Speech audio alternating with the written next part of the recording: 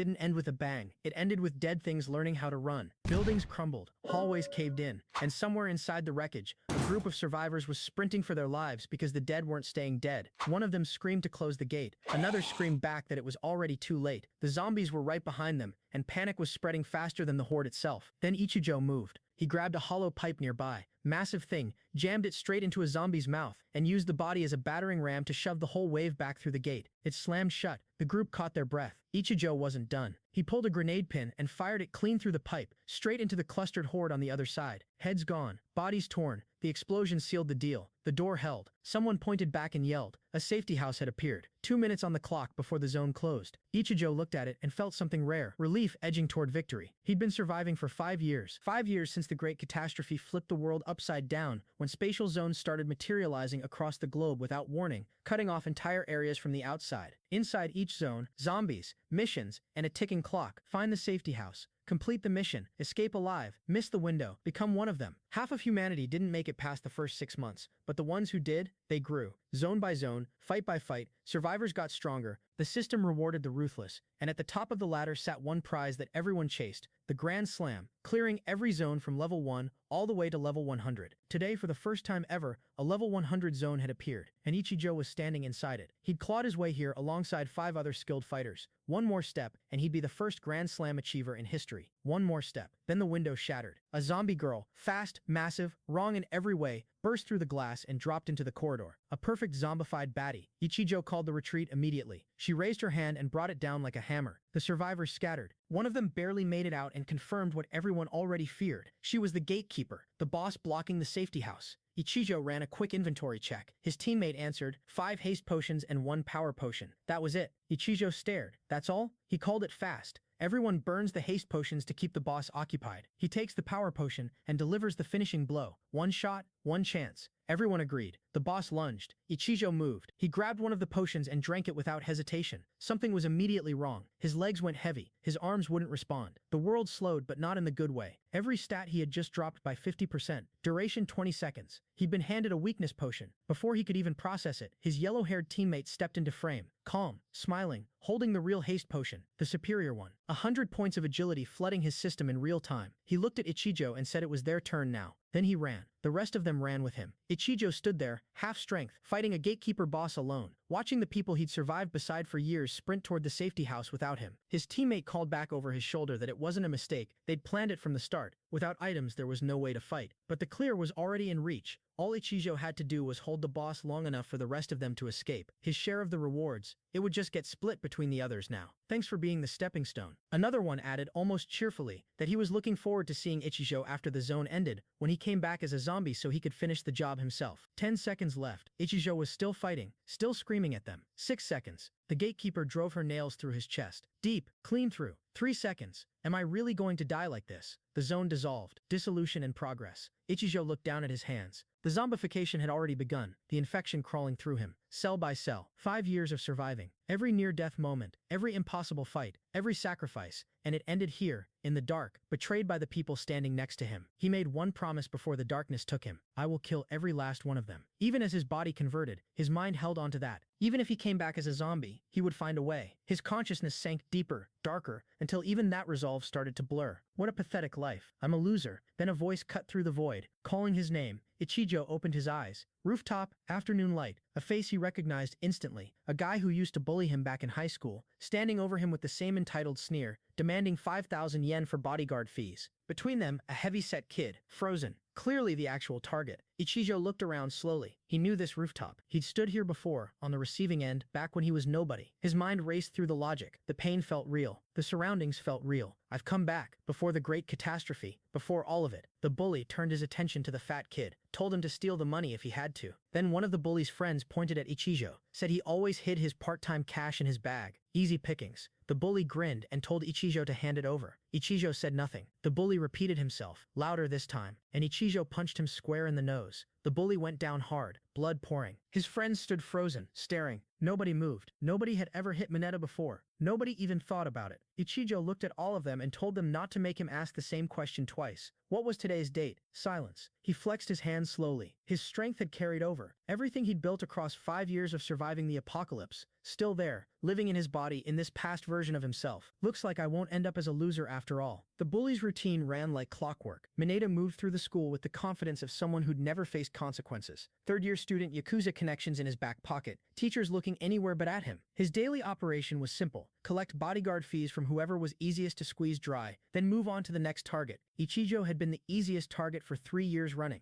No parents. Part-time job just to keep the lights on. No one to back him up. He was perfect. The other students figured that as long as Mineta had Ichijo to focus on, they were safe. So they watched, said nothing, and kept their distance like spectators at a match they didn't want to enter. In the old timeline, Ichijo had played his role perfectly. Not today. When Mineta pushed him, demanding fees he'd already paid 2 days ago, Ichijo didn't flinch. Mineta grabbed his collar. Ichijo grabbed back. The roles flipped so fast that the crowd barely had time to register what was happening. Mineta hit the ground. His friends rushed in. Ichijo put the first one down with a single punch to the face. Clean knockout. The three behind him froze for half a second, shouting in disbelief. Then one of them launched himself forward with a swing ready. Ichijo caught the punch with his left hand and snapped a strike across the boy's chin in the same motion. He moved through the rest of them without urgency. A karate chop to one neck, a kick to another. Every movement calculated. Not because he was showing off, but because somewhere in 5 years of surviving a zombie apocalypse, this had become his baseline. Mineta watched his entire crew collapse and felt something he'd never felt on this rooftop before. Fear. He told himself it was a fluke, something Ichijo had picked up online, a lucky technique. He rushed in anyway, screaming.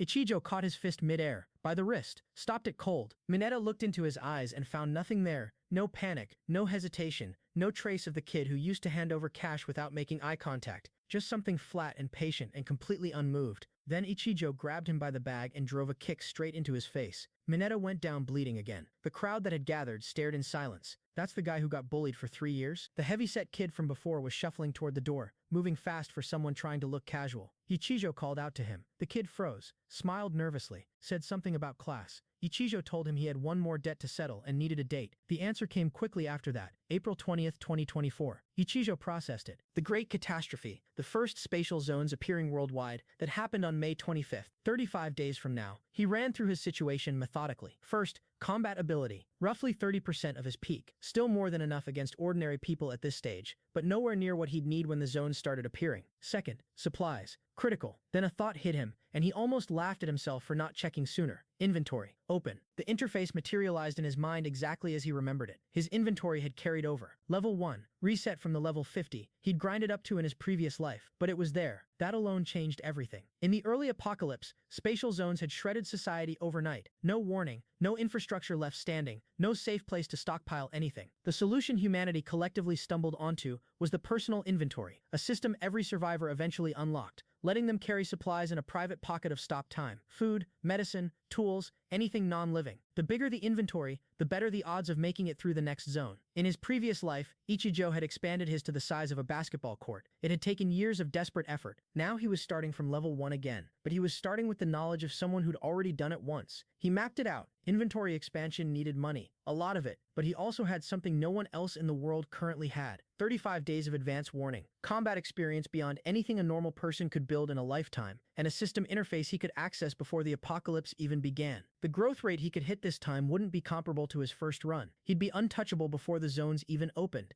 And then the comrades who left him to die in that final zone, smiling as they walked away, they'd get exactly what they'd been promised. I'm not the old me anymore. Somewhere in a back alley, one of Hatano's men was finishing a job bat in hand, target already unconscious on the ground. When he reported it, Hatano told him to pour water on the guy and keep going. Then the news arrived. Mineta had come back empty-handed. Hatano looked at him, then slapped him hard enough to send him into the guy standing next to him. He grabbed the bat from his underling and made his feelings clear, every single one of them. Useless at the moment it counted. He told one of his men to stake out the school gate and drag the kid in before he could disappear. The underling acknowledged it quietly and added under his breath that Big Brother was genuinely furious. Whoever this kid was, he was getting pulverized. Ichijo already knew who Hatano was. Hatano Tsuyoshi, former professional baseball player, known for a slugger's power and a tyrant's temper, the kind of athlete who could carry a team on his back and destroy its morale in the same week. He'd beaten a teammate with a bat over an error and gotten released for it. With his playing career finished, he'd walked straight into the underworld and built something there instead. He was the one backing Mineta, and Ichijo had known that from the moment he threw the first punch on the rooftop. After school, the fatty came sprinting after him, breathless, warning him that Mineta's crew was definitely waiting at the gate. Ichijo told him classes were over and he was going home. The fatty kept pushing. These weren't soft targets like Mineta, he said. Ichijo kept walking. Students had already noticed something was wrong. Mineta was there, visibly beaten up, scanning faces in the crowd. The moment he spotted Ichijo, he signaled. One of the fashionable gang members stepped forward and told Ichijo to come with them quietly, unless he wanted to be embarrassed in front of everyone. Ichijo looked at him, glanced at the situation and made a calculation. He got in the car. The students watching couldn't believe it. Someone muttered that picking a fight with Mineta's people meant he'd be gone by tomorrow. The fatty just stood there watching the car pull away. When they brought him in, the fashion guy reported that he'd come without resistance. Ichijo walked toward Hatano directly, closing the distance without hesitation. Hatano studied him and asked why he was so calm. Mineta answered for him, said Ichijo was just pretending, that he was definitely scared underneath. He laughed and told Ichijo to get on his knees and apologize. Maybe they'd let him go home. Maybe. The fashion guy told Ichijo to think carefully about who he'd made an enemy of. Ichijo spat in his face. The tension broke instantly. One of them rushed in, swinging the baseball bat, screaming. Ichijo sidestepped and sent him flying with a single kick. The bat clattered to the floor. A bodybuilder came from behind, locked Ichijo in a grip, and told the others to finish it. A third one came in to break his leg. Ichijo dragged his foot across the floor, flipped the bat up,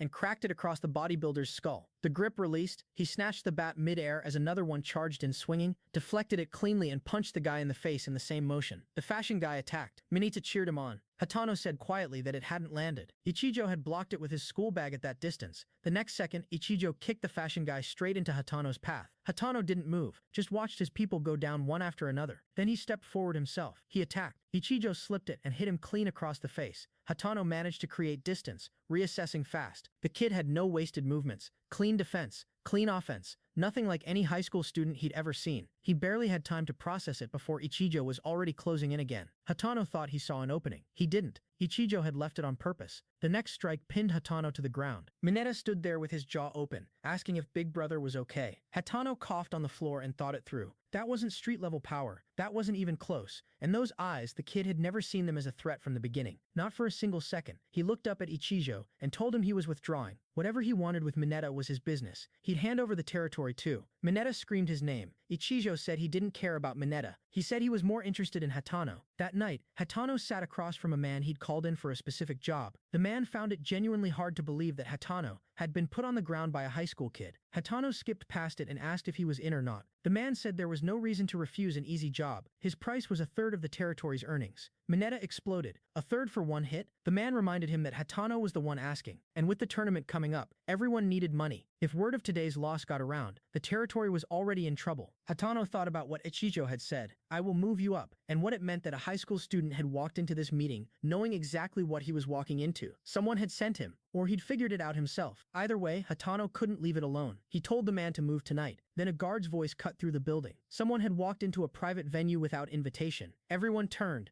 Ichijo stood at the entrance in a hoodie and cap, completely unbothered. He said he was looking for someone. Hatano stared at him. This location wasn't public. There was no way a random student should know it existed. Ichijo looked straight at him and asked why he looked so pale. Then he said he was there on Big Brother's orders. Hatano's men outside were already down. Every single one of them laid out across the surveillance footage like they'd been switched off. The area leader's secretary brought the tablet over and the whole room went quiet, staring at it. No blood, no chaos, just bodies, neat and unconscious, like Ichijo had worked through them methodically before walking in. One of the men turned to Ichijo and asked if he'd slipped them something. Drugs, maybe. Mineta stood in the corner thinking that what Ichijo had said at noon, "I will move you up," might have actually been real. He was quietly realizing he'd stumbled into something far above his weight class. The area leader's eyes moved from the footage to Ichijo and back. He asked himself where his composure had gone because a high school student had just walked into his private venue after dismantling his outside security, and the room felt different because of it. One of his men stepped closer to Ichijo and noted quietly that his reaction speed wasn't normal. Not for a student, not for anyone. The leader didn't wait for further analysis. He told his men to grab him. Then he looked at Hatano and laid it out plainly. He understood now. Hatano had brought the kid here, clearly expecting him to do the heavy lifting. The organization's rules protected family from being harmed first, but if Hatano had broken that rule by walking in with a weapon, the leader was within his rights to act. Hatano tried to cut in, told him it was a misunderstanding. One of the men pinned his arms before he could finish. The leader wasn't interested in explanations.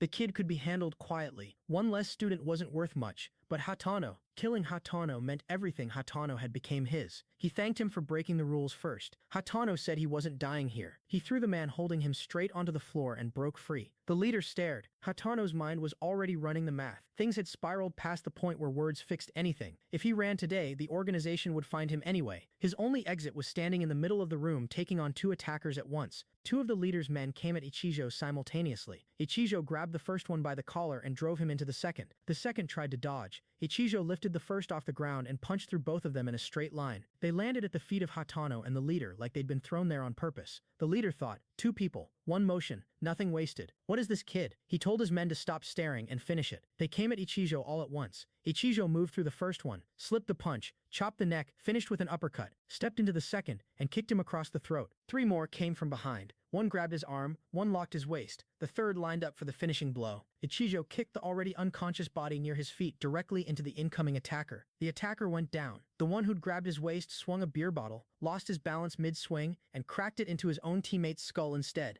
Ichijo's arm came free. He turned to the one still holding on and put a hit straight into his face. Then he just started working through the rest of the room. The leader watched his crew come apart and made the decision. The kid had to die here, no matter what it took. He reached for his gun. Hatano moved faster. He grabbed the leader's wrist and forced the gun out of his hand. The leader turned on him, furious, asking what he thought he was doing. His wrist was screaming. Hatano said he couldn't stand by and watch a gun get pointed at a child. The leader told him the kid had already gotten to him too, called him compromised, and said interfering meant he was finished either way. He charged at Hatano directly. Hatano took the punch and hit back harder. The leader dropped, but even on the floor, he spotted the gun nearby. He grabbed it, pointed it straight up at Hatano, and told him that both of them picking fights with him ended here. His territory, his terms. Hatano looked at the barrel and thought, damn. Then Ichigo's foot connected with the side of the leader's face. The gun skipped across the floor. The leader didn't get back up. The room was quiet except for Hatano's breathing. He sat there, looking around at the unconscious bodies scattered across the floor, and thought about the fact that a high school student had done all of this in a single afternoon.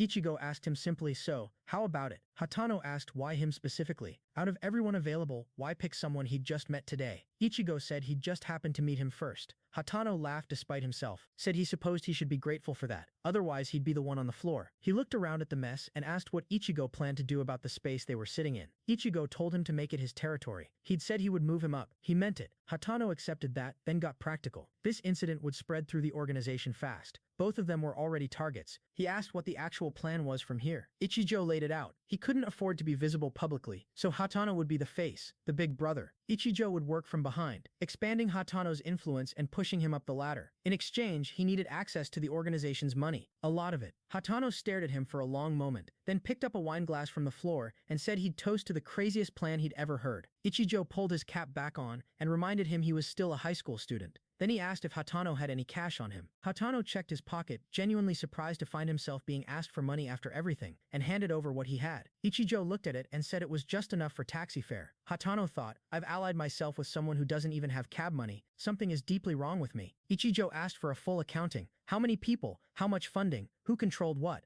Hatano broke it down. The leader they'd just put on the floor, Hiraguri, had around 50 men, cleanup specialists, higher quality than Hatano's own 30, supplied with weapons including firearms through the organization. Combined, they'd have more than double the current fighting force. Funding was another story. Low-ranking members like Hatano and Hiraguri didn't control much. The real money sat higher up, a man named Kawase who ran casinos, bars, and nightclubs, and above him, the boss who managed everything, Tatsuya. There was an event next week, Tatsuya's birthday celebration where everyone brought presents, tribute money, and practice. Whoever gave the most moved up. Hatano and Hiraguri had both been grinding to put together a respectable amount. Ichijo told him not to worry about that anymore. He'd get him to that position soon enough. Hatano said yeah, and privately admitted to himself he'd half expected Ichijo to flinch at some point today. He hadn't. Not once. He asked to exchange contact information. Ichijo said he didn't have a phone. Hatano sat with that for a second. No phone. No cab money. Beat up an entire criminal organization in one evening. He was genuinely running out of capacity to be surprised. Ichijo asked if he could leave the cleanup to Hatano, or if he should stay. Hatano told him to go. He'd already called people. Hatano's crew arrived moments later. took one look at the floor, and lost their composure entirely. The fashion guy spotted Mineta standing in the corner and demanded an explanation for all of it. Ichijo was already heading for the door. Hatano called Mineta over and told him to hand over his new phone. Mineta handed it over without thinking. Hatano passed it straight to Ichijo.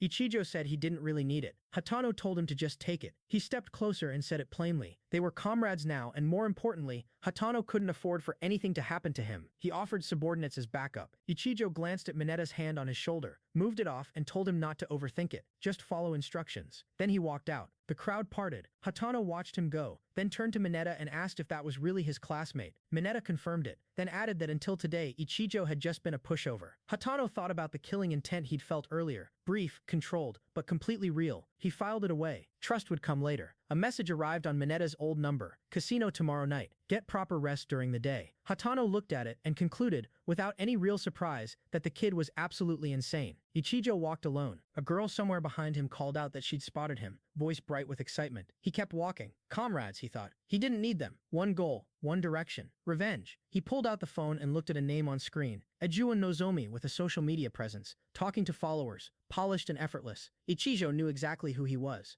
Nozomi's father ran one of the top 10 companies in the world. In the previous timeline, right after the Great Catastrophe hit, that family had moved faster than anyone, using subordinates as scouts, analyzing the zone system early, stockpiling supplies at a scale no one else could match. They'd upgraded their inventories while everyone else was still panicking. And as the world's order collapsed, their methods had gotten worse. Nozomi had been the yellow-haired teammate, the one who handed Ichijo the weakness potion, smiled, and walked out of the final zone while Ichijo bled. Ichijo needed money for preparation, for countermeasures, and for revenge. He couldn't touch Nozomi yet, but he could start building the force that would eventually reach him. I'll return the pain tenfold. At the bus stop, a bus pulled up. A girl stepped in ahead of him and told him to either get on or move out of the way. She was in a hurry. Ichijo looked at her face. Zombie. He jolted backward hard. The girl stared at him. Everyone around stared at him. The face was normal. Human. No decay, no dead eyes. He stood there catching his breath. The Great Catastrophe hadn't happened yet. There were no zombies. It had to be a hallucination. Then a voice, the same one he'd heard when he first came back, cut through the noise again. Ready. Set. He looked around.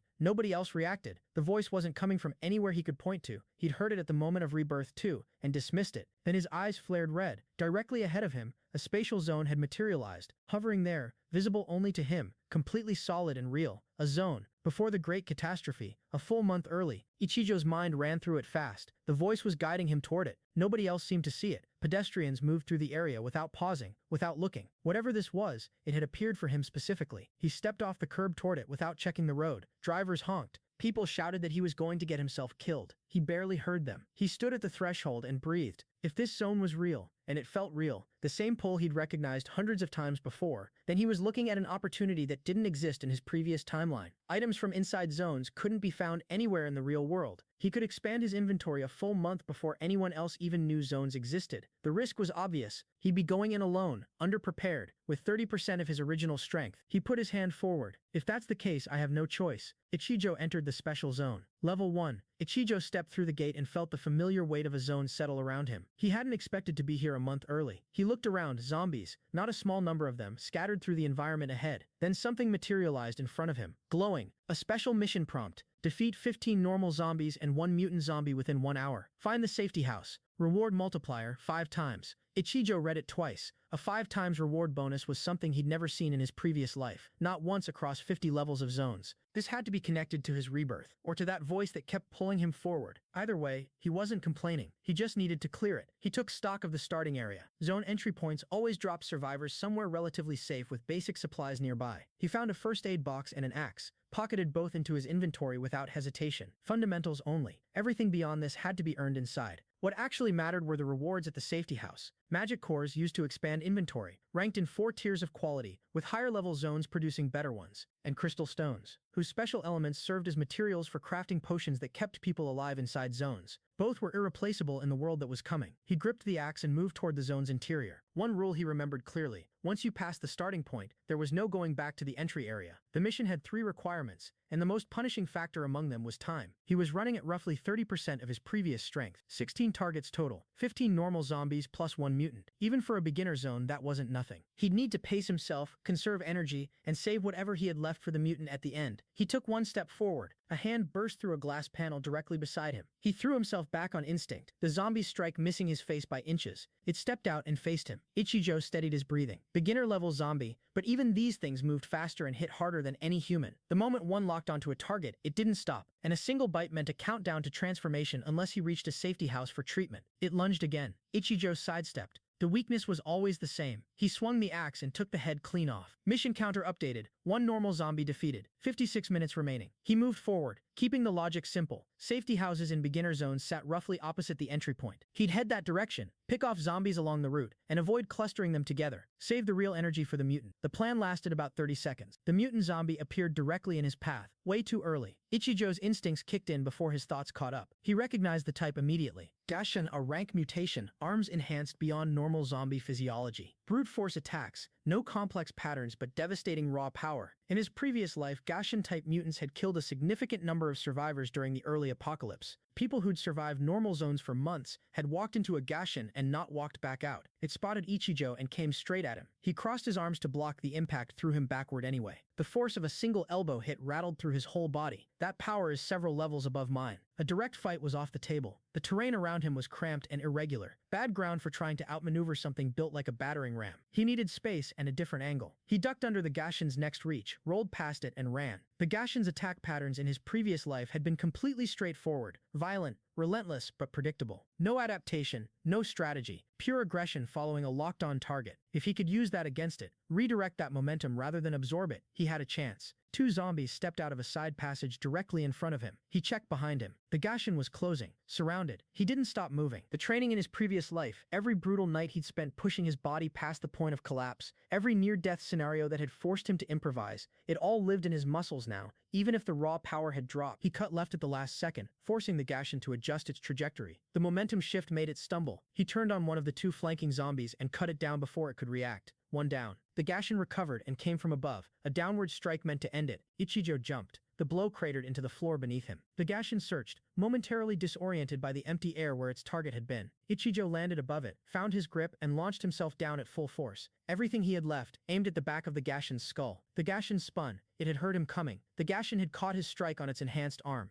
Ichijo landed, and felt the reality of his situation settle in. With his current power, hitting those arms was pointless. The damage simply didn't register. He was breathing hard, axe in hand, running lower on energy than he'd budgeted for. Then he caught something in his peripheral vision. The safety house. First floor, not far from his current position. He looked down at the drop between him and it, calculated the distance, and started moving closer to get a better angle. The Gashin tracked him and swung. Ichijo shifted his position at the last second, letting the momentum carry the Gashin forward. It crashed through a glass railing and went over the edge. Ichijo moved to look. Gone? The Gashin was hanging off the ledge by one hand. It did a pull-up and hauled itself back up. Ichijo kept moving. More zombies appeared on the path below, a cluster of them, moving together, cutting off the route to the safety house. Ichijo grabbed the first one's arm mid-swing, twisted, and used its own body as a projectile into the 2 behind it. All 3 slammed into the fence at the far end, with the force behind the throw. He stepped in and stomped the first one down. The impact shockwave carried through the lineup. 3 heads, lined up straight. 1 axe swing finished all of them. He turned. The Gashin was already behind him, closing fast. It hurled something sharp. Ichijo was gone before it landed, slipping out of the space entirely and disappearing from the Gashin's line of sight. He found a hiding spot and used the moment to breathe. He wrapped his hands in the bandages from the first aid kit and looked at what he had. Bandages, an axe, nothing else in the inventory that changed the equation. He'd come in underprepared for a mutant this early, and he knew it. But this moment, this zone, this run, it was the foundation of everything, the starting point of his revenge. He couldn't afford to lose it here. He marked the safety house direction in his mind and started moving. Get distance from the Gashin. Reach the house. Complete the mission. The bus he'd been using as cover began to shake. The Gashin had found him. It was outside, pushing the vehicle, and it wasn't stopping. The bus lurched toward a support pillar with Ichijo still inside. He spotted the window, took 2 steps and launched himself through it, shattering the glass, landing right beside the Gashin in the same motion. His axe came down on the same spot he'd wounded earlier. The same arm, same location, opening the cut deeper. He flipped and touched down clean. 1 arm now nearly useless. If he could take the other one, the Gashin was finished. He knew what was coming next. Mutant zombies at the edge of death entered a rampage state, aggression doubling, movements becoming less predictable. The Gashin was already there. It charged. Ichijo buried the axe into the remaining arm deep, a serious wound this time. Then the Gashin kicked him, one-armed, half dead, and it still kicked hard enough to send him sliding. His grip broke. The axe stayed in the Gashin's arm. The Gashin stepped on his wrist and pinned him to the ground, fingers forced open, weapon gone. Ichijo looked up at it and couldn't move. It was just a little more. The wound was deep enough. One more hit would have finished it, but his body wasn't responding. The Gashin loomed over him, and the thought crawling through his mind wasn't tactical anymore. If I become a zombie here, it's no different from how I died the first time. He'd fought through an entire apocalypse. He'd clawed back from death more times than he could count. He'd come back, actually come back, with everything he knew, and it was going to end on the floor of a level 1 zone, pinned under a mutant zombie, before the world had even collapsed yet. Where did I go wrong? Why is this happening again? The Gashin raised what was left of its arm to finish it. Then the voice came back, clearer than before. Not background noise. Direct, deliberate, cutting straight through the panic. Get your revenge.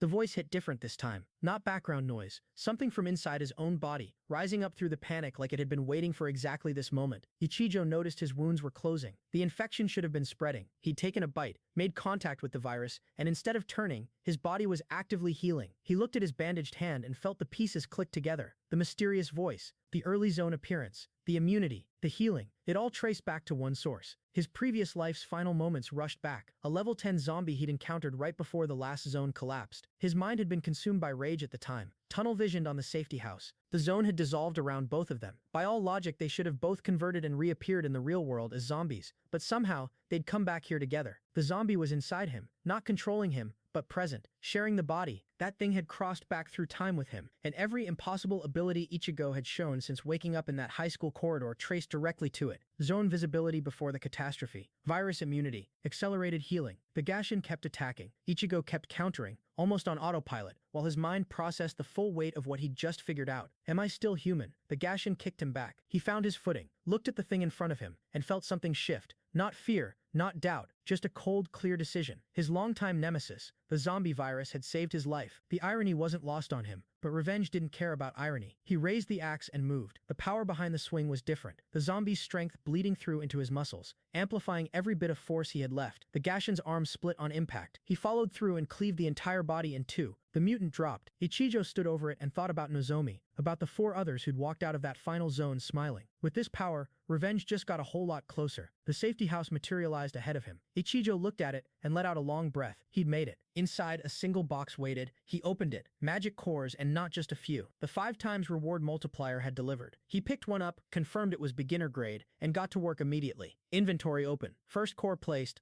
Level 2. 3 more. Level 3. 5 cores total. 5 new inventory slots unlocked. He stepped out of the zone as it dissolved around him and ran the numbers on the way out. Magic cores worked the same as his previous life. Zone stats were scaling at 5 times the normal rate. Both confirmed. The next few months just became the most valuable stretch of time he'd ever had access to. He also palmed a crystal stone from the rewards, one that contained traces of the zombie virus. The right formula could turn it into potions. The wrong handling could turn people into zombies. He filed it under handle carefully and kept moving. A woman's voice cut through the street noise ahead. She was struggling with a drunk man who had her by the wrist, telling her to relax and have some fun. She kept pulling away, telling him not to touch her. Ichijo looked down at the crystal stone in his hand. He smiled. He walked straight between them, bumping the drunk hard enough to break the grip. The drunk spun around, slurring about watching where he was going, but by then the woman was already gone, moving fast in the opposite direction. The drunk stood there, irritated, then shrugged it off and went back to his bottle. The alcohol tasted strange somehow, he thought. He drank it anyway and wandered off. The next morning, that alley was sealed off with police tape. Officers asked bystanders to stay back and preserve the scene. People in the crowd exchanged confused looks. Someone said a body had been found in the back alley, and the condition of it was apparently not normal. A second vehicle arrived. 2 researchers stepped out. A policeman greeted them by name,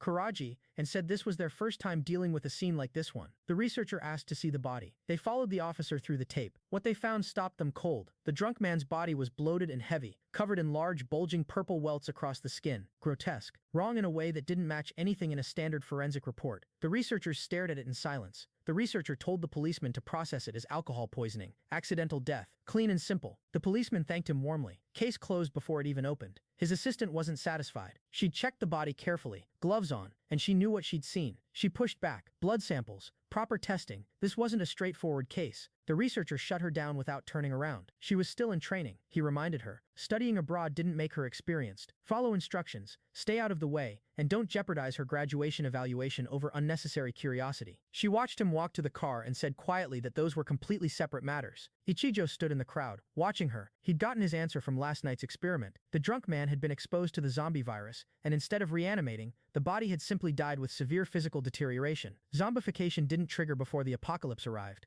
The world needed to break first before the dead started walking. That was one confirmed variable. Now for the next one. He already knew who she was. Etsuka, in his previous life, she'd become the most important pharmacist in the survivor network. Her work with crystal stones had produced potions that minimized zombie virus side effects to a degree no one else could replicate. Even the top-tier fighters had depended on her supply. Her relentless, almost reckless curiosity had driven all of it, and ultimately, that same curiosity had pushed her to use herself as a test subject, which had cost her everything. This time, Ichijo intended to reach her before that happened. She was arguing with the researcher inside his car now, telling him to let her out. He drove away without answering. Ichijo walked over and said hello. She turned and asked who he was. He told her he was the high school student from the witness testimony she was looking for. Then he asked if they could talk somewhere else. The scene shifted across town. Hatano had arrived at a location Ichijo had pointed him toward, an unused facility he'd been told to clean and prepare. Mineta trailed behind, asking why they were renting and scrubbing down an abandoned building on short notice. Hatano said he had no idea, just that Ichijo had called. Ichijo arrived shortly after with Etsuka and asked how the work was progressing. Hatano confirmed the arrangements were made, then admitted he hadn't known a laboratory this size existed in the area. Ichigo said he'd heard about it through word of mouth.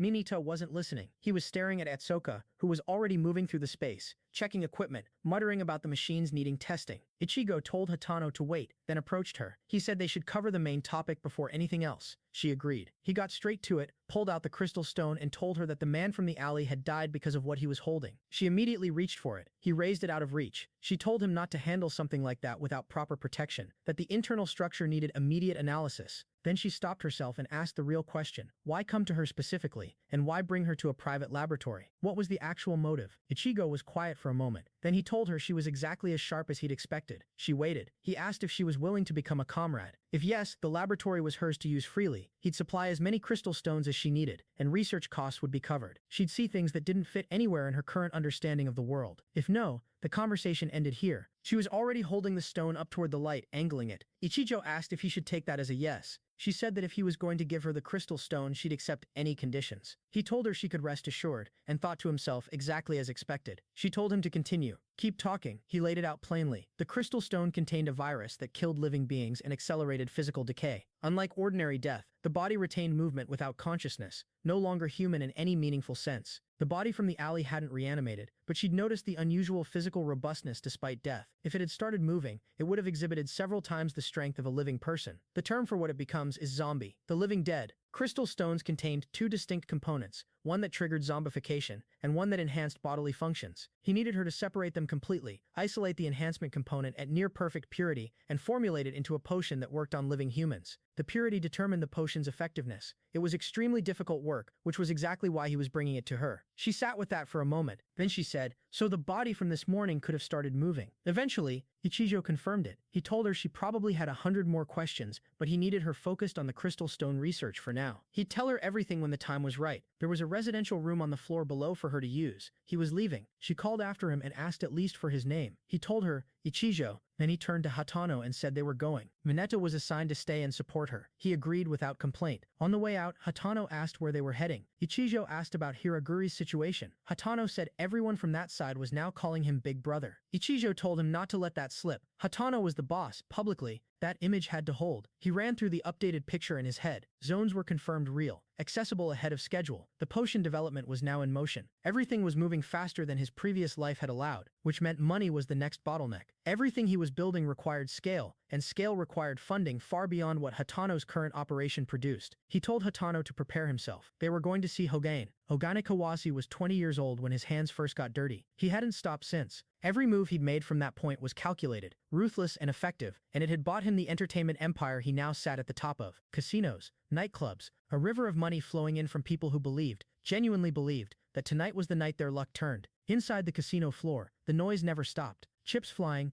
dealers calling, gamblers convinced they were one hand away from changing their lives. The ones who lost borrowed. The ones who borrowed couldn't repay, and Ogane's people were always there to help with exorbitant interest rates written into promissory notes that nobody read carefully enough. The ones who couldn't pay found out what came next. Right now, a man was on the floor of Ogane's private room, while Ogane worked through a bucket of golf balls, using the man's body as a target range. The man owed 100 million yen on an original loan of 2 million. He kept saying he couldn't pay it back, which Ogane already knew. That was the point. Ogane crouched down and mentioned the man's daughter. Just started kindergarten, hadn't she? The man exploded, threatened him, said he wouldn't forgive him if his family was touched. Ogane hit the next ball straight between the man's legs. Then he handed the club to his secretary and gave the order. Cut the pinky finger, send it to the family, inform them of the 16 million in current debt, and arrange a hostage exchange. The secretary agreed immediately. This was how Ogane operated. The organization's funding pipeline ran almost entirely through him. Tens of billions accumulated through methods exactly like this one. He was the financial backbone of the entire structure, and he knew it. One of his men entered and announced that Hatano and his group were requesting a meeting. Ogane told them to bring him in. Hatano walked in with just 3 people. One of Ogane's subordinates started to object. Ogane waved him back without looking up. Hatano noted that Ogane was as ruthless as ever. Ogane said Hatano wasn't far behind. Word had already reached him that Hatano had absorbed Hiraguri's territory. He asked what Hatano actually wanted. Hatano said the boss's birthday was coming up, and he was thinking about making a move. Ogane cut straight through it. He didn't make deals that weren't worth his time. If Hatano wanted to stand out at the celebration, Ogane could facilitate that, but the price was both Hatano's and Hiraguri's territories handed over completely. Hatano called him a fool to his face. Ogane smiled and told him he'd had his eye on those territories for a long time. He hadn't expected Hatano to walk them directly into his hands. His men closed in from every side. 3 people against the casino's full security complement. It should have been over before it started. Hatano had asked Ichijo about exactly this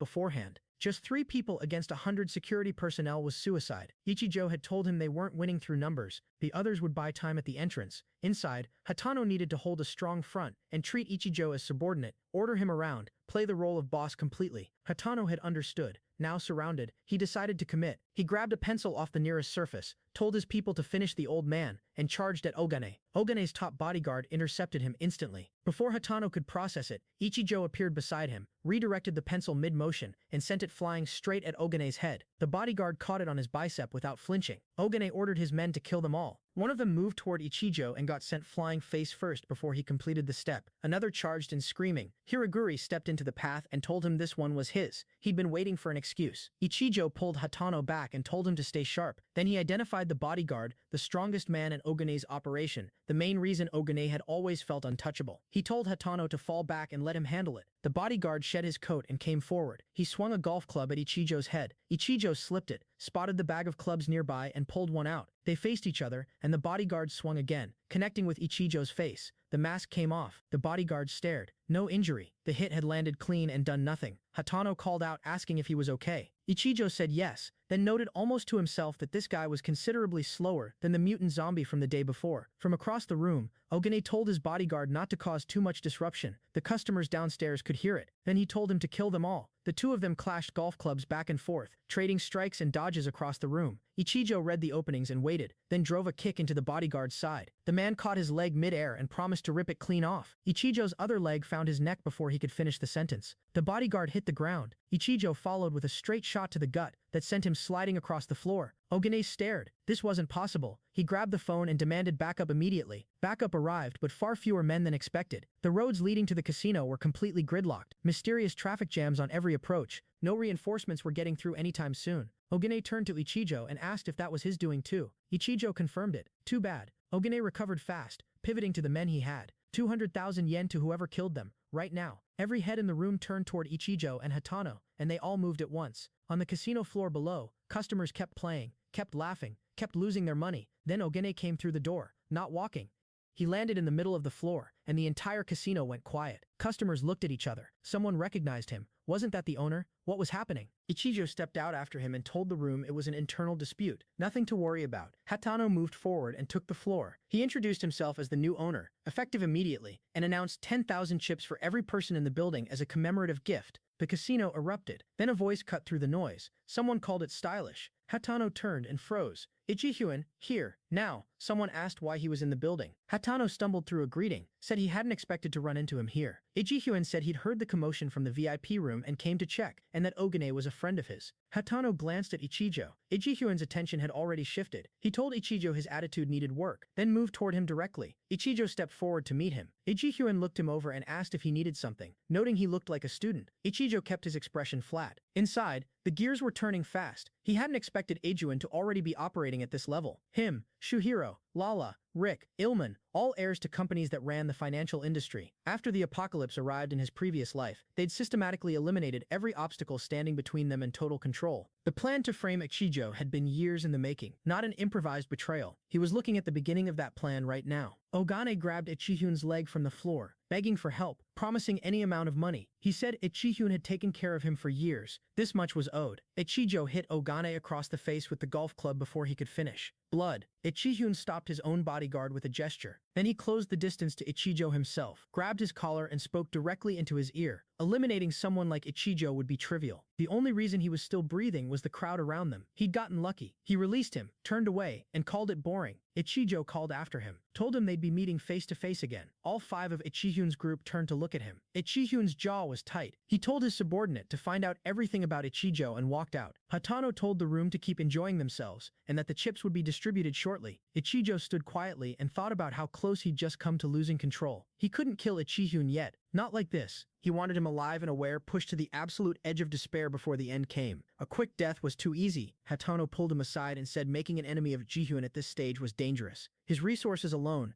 Ichijo cut him off. He already knew. He asked how much the casino had made today. Hatano said he'd need to check the numbers, then asked what Ichijo needed it for. Ichijo told him to use all of it to buy gold. Physical transactions only. No paper trail. Deliver it to the laboratory. Hatano stared. Gold. What for? Ichijo told him it wasn't his concern. Buy it regardless of price and get it delivered. Then he said he had other business and headed for the exit. The logic was straightforward. Beginner-grade magic cores could expand the inventory up to level 10. Beyond that, the material requirement changed. Gold, starting at 3 kilograms for level 11, scaling up exponentially from there. In his previous life, the apocalyptic world burned through gold reserves faster than anyone had anticipated. Supplies ran dry quickly. He needed to front-load that acquisition now, before the catastrophe hit and every gram became a competition. Hatano would handle procurement. Ichijo would keep clearing zones and pushing his inventory higher. Gold was finite. Every kilogram he secured was one less in Ijuin's reach. He was still running the math when something stopped him mid-step. That familiar pull, the sensation he'd learned to recognize. A special zone. Close. Very close. He scanned the area and spotted it, moved toward it. When he arrived and looked at what was in front of him, he went still. The next morning at school, everything looked exactly the way it had before the world started changing. Fatty arrived at his seat and quietly wondered if Ichijo was even alive. A boy from class had already claimed Ichijo's desk for himself, stacking his books there without a second thought. He told Fatty that Ichijo wasn't coming back, taken away by Mineta's people, probably in a hospital somewhere. The seat was going to waste. Ichijo climbed through the window. Mid-sentence, the boy's textbooks were sailing back at him. He sputtered. Ichijo told him to get lost before he did something about it. The boy puffed up, then his friend grabbed his arm and reminded him quietly that this was the guy who'd put Mineta on the ground. The class started buzzing. He'd been taken away and came back completely fine. Nobody could explain it. Fatty looked at Ichijo like he'd seen a ghost and asked if he was actually happy to be back in school. Ichijo told him he was, in the flattest tone possible. Ichijo was already thinking ahead. He'd checked the area last night. The zone he'd spotted near the casino hadn't fully materialized yet. The generation cycle wasn't complete, but he could feel it now, a low constant signal in the back of his awareness. It would descend tomorrow. He filed it away. Then a girl's voice pulled him back to the classroom. Miki, the class idol, said she'd been so worried when she saw him get taken away, asked if he was okay, said she hadn't been able to eat the breakfast he usually bought her. Her eyes were already moving toward the door, gesturing for him to go get it now so they could eat together. Ichijo looked at her and told her she was an eyesore. The classroom detonated. 2 boys immediately stepped up to defend her honor, voices raised, telling Ichijo he should be grateful she was even talking to him. Miki played the peacemaker with a small smile, telling them it was fine, they were just classmates. She was enjoying every second of it.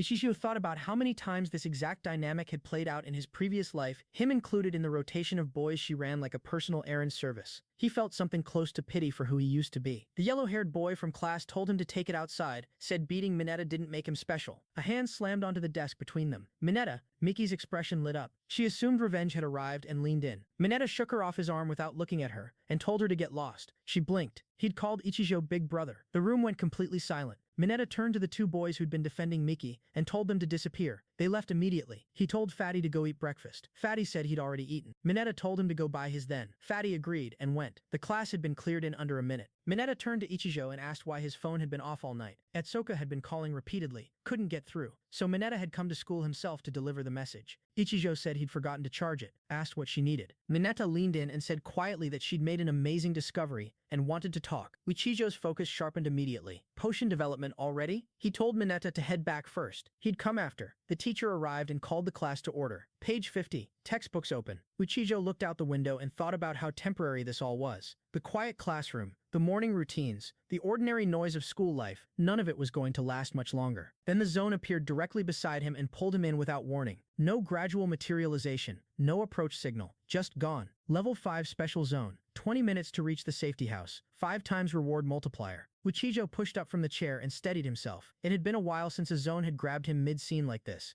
In his previous life, it used to throw him completely. Now he just needed a second to orient. He scanned the starting area. A scale, a set square. That was it. No recovery items. Nothing to work with beyond 2 measuring tools. Significantly harder baseline than the first zone. He picked up the set square, moved to the exit and started thinking. His biggest advantage was his mapping ability. After 50 levels of zone experience, he could reconstruct spatial layouts fast and cut exploration time dramatically. He needed the safety house location first. He stepped outside. He found it immediately. The playground directly visible and completely surrounded. A massive wave of zombies packed around the safety gate in every direction, numbers that made forcing through within 20 minutes mathematically impossible. He stood there running options. Then a door opened behind him. 2 red eyes in the dark. Ichijo sidestepped. The zombie's momentum carried it straight through the window. It dropped, hit the ground below with a heavy thud, and every zombie in the courtyard snapped their heads toward the sound. They swarmed the fallen body, all of them drawn purely by the impact noise. Ichijo watched it and felt the solution click into place. Sound. They followed sound.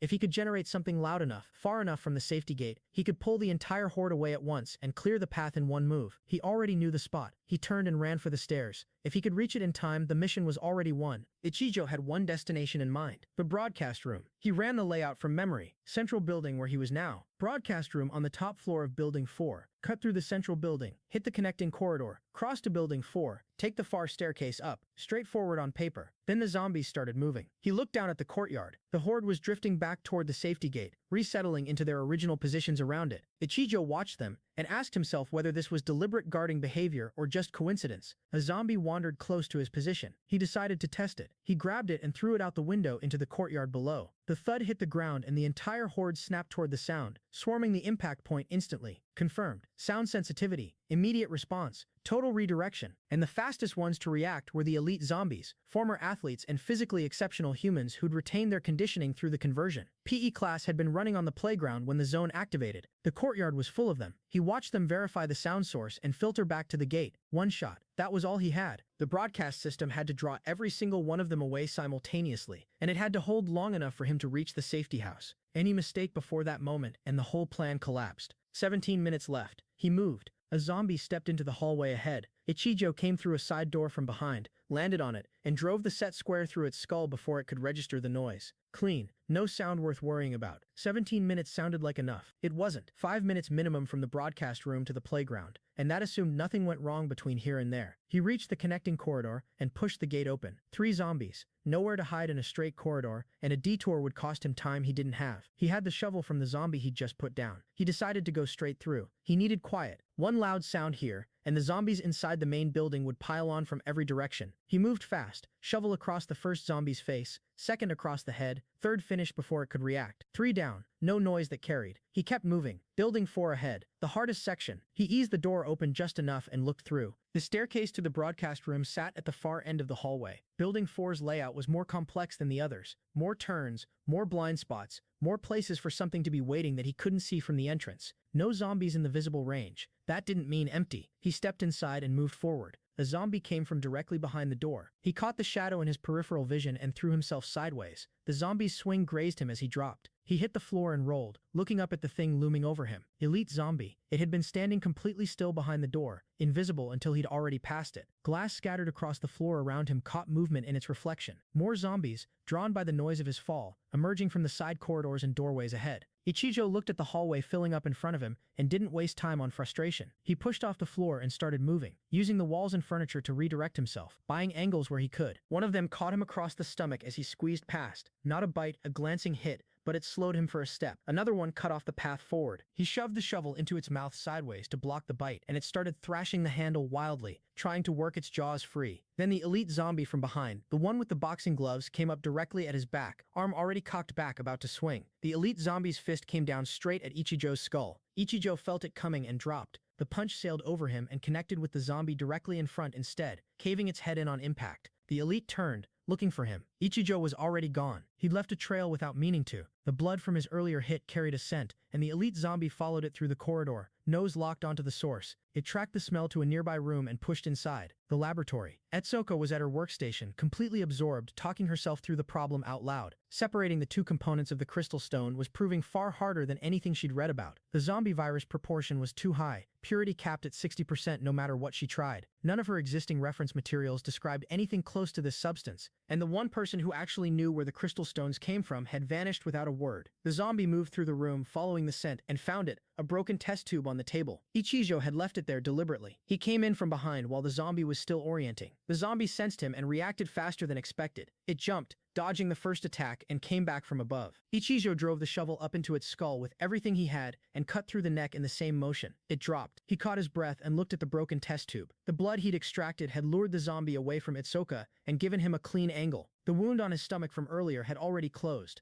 10 minutes left. He moved. Then his legs went unsteady. He grabbed the nearest table and held on. A headache hit hard, sharp, disorienting, the kind that came from somewhere inside rather than any external hit. His consciousness started blurring at the edges. The entity inside him, the zombie he'd merged with, it was reacting, pushing back, destabilizing something, and the timing couldn't have been worse. He gritted through it. Using the healing ability had triggered this. He'd have to manage it carefully going forward. It wasn't a free resource, but right now he needed to move. He opened the door and stepped into the corridor. 5 zombies. The earlier commotion had drawn them in from the floor below, and now they were spread across the hallway between him and the staircase. No time for a fight. He grabbed a test tube from inside the lab and hurled it into the side alley. The glass shattered. The zombies' heads snapped toward the sound, and they moved. Ichijo was already through the door and running in the opposite direction. He pushed toward the staircase, keeping low and fast, checking the next corridor from the edge before committing. Clear. He moved through the gate. Clear again. The broadcast room was just ahead. He stepped inside and took a quick scan. No zombies. He picked up the shovel and set it aside, found the equipment panel, and started working. He'd helped the broadcasting club enough times in his previous life to remember the basics. The system powered on. He exhaled. It worked. Then something behind him moved. A door. Something on the other side was trying to get it open.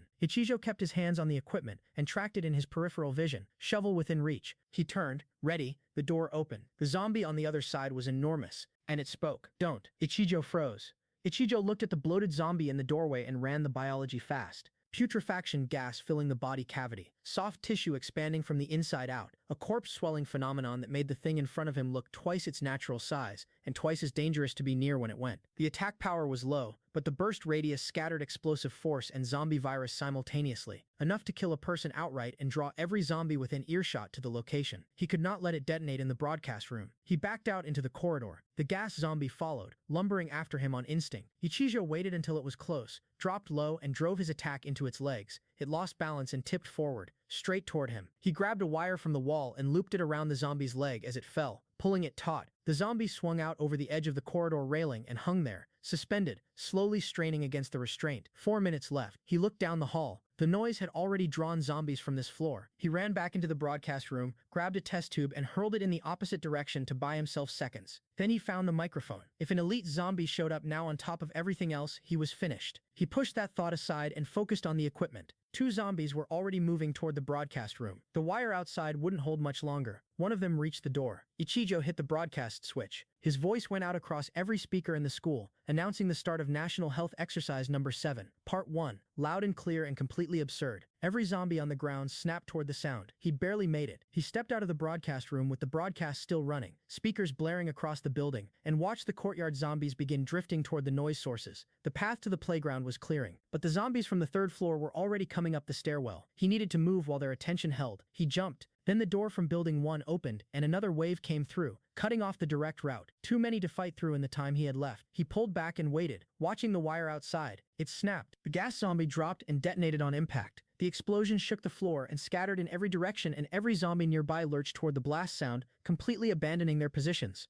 Ichijo went out the window while the noise covered his movement. Shortest route connecting corridor to gymnasium roof, straight drop to the playground. He ran the line without slowing down, jumping the gap, landing clean, sprinting toward the safety gate. The playground was empty, just as he'd planned. He could see the gate. He was going to make it even if they found the speakers. It would take time to destroy them, and by then he'd be through. Then the speakers went silent. He looked up. The zombies had reached the top of the building and destroyed the sound source faster than he'd calculated. The horde was already reorienting, turning back toward the playground. They started coming. Ichijo ran. A fast zombie hit him from the side. He went down hard. They started closing in from every angle, nearly surrounding him before he got the shovel up and cleared enough space to move. He pushed to his feet and faced a wall of zombies between him and the gate. He started cutting through them, shovel swinging, forcing a path one body at a time. The gate was right there. He reached out. The scene cut to the laboratory. Itsuka was alone, surrounded by notes and equipment, muttering about everything she still needed answers on. The man who'd brought her here had just disappeared. She went back to the basics. He told her that living beings exposed to the virus became zombies. The body from the alley had confirmed it. She looked at the crystal stone, then at a prepared sample in front of her. If someone exposed themselves to it voluntarily, she wondered what would happen. What could she learn? She reached for it. The laboratory door opened. A girl stepped inside. Itsuka looked up and asked who she was. The girl didn't answer the question, because the girl standing in the doorway, the one who had killed Ichijo in that final zone, had used Ichijo's body as a vessel to escape and had followed the trail here. The female zombie emerged from Ichijo's body. What followed wasn't a fight, it was a massacre. She moved through the remaining zombies surrounding Ichijo with surgical efficiency, cutting down the elite types and clearing the rest before they could react. When it was over, she stood in the middle of the wreckage and waited. Ichijo asked why she'd saved him. She gave him a sideways look and said nothing. He asked what she wanted. Still nothing. She just moved toward him. He told her to stay back. Then his leg caught on a wire and he stumbled. She closed the distance before he could recover, reached out and lifted his face with her hand. He asked what she was planning. She smiled, the kind of smile that didn't have good intentions behind it. Ichijo slammed back into consciousness and grabbed the throat of whoever was in front of him. He demanded to know what they were doing to him. Then he registered the face. Itsuka. He was holding Itsuka by the throat. She told him he'd finally come around. He let go immediately. As he did, a test tube she'd been holding nearly slipped from her hand. She caught it, pulled it close and exhaled in relief. The research was safe. Ichijo apologized and asked if she was okay, then asked her to explain what had happened. She walked him through it. He'd appeared in the laboratory the previous night, but she hadn't recognized him at first because he looked like a woman. Then he'd collapsed. When she rushed over and got close enough to identify him, she found his body covered in wounds and severely weakened. She examined him, treated what she could, and kept watch. Ichijo processed that quietly. It hadn't been a dream. The zombie had taken control of his body and brought him here, deliberately. He still didn't know why. Itsuka pulled out a document and told him to look at his test results.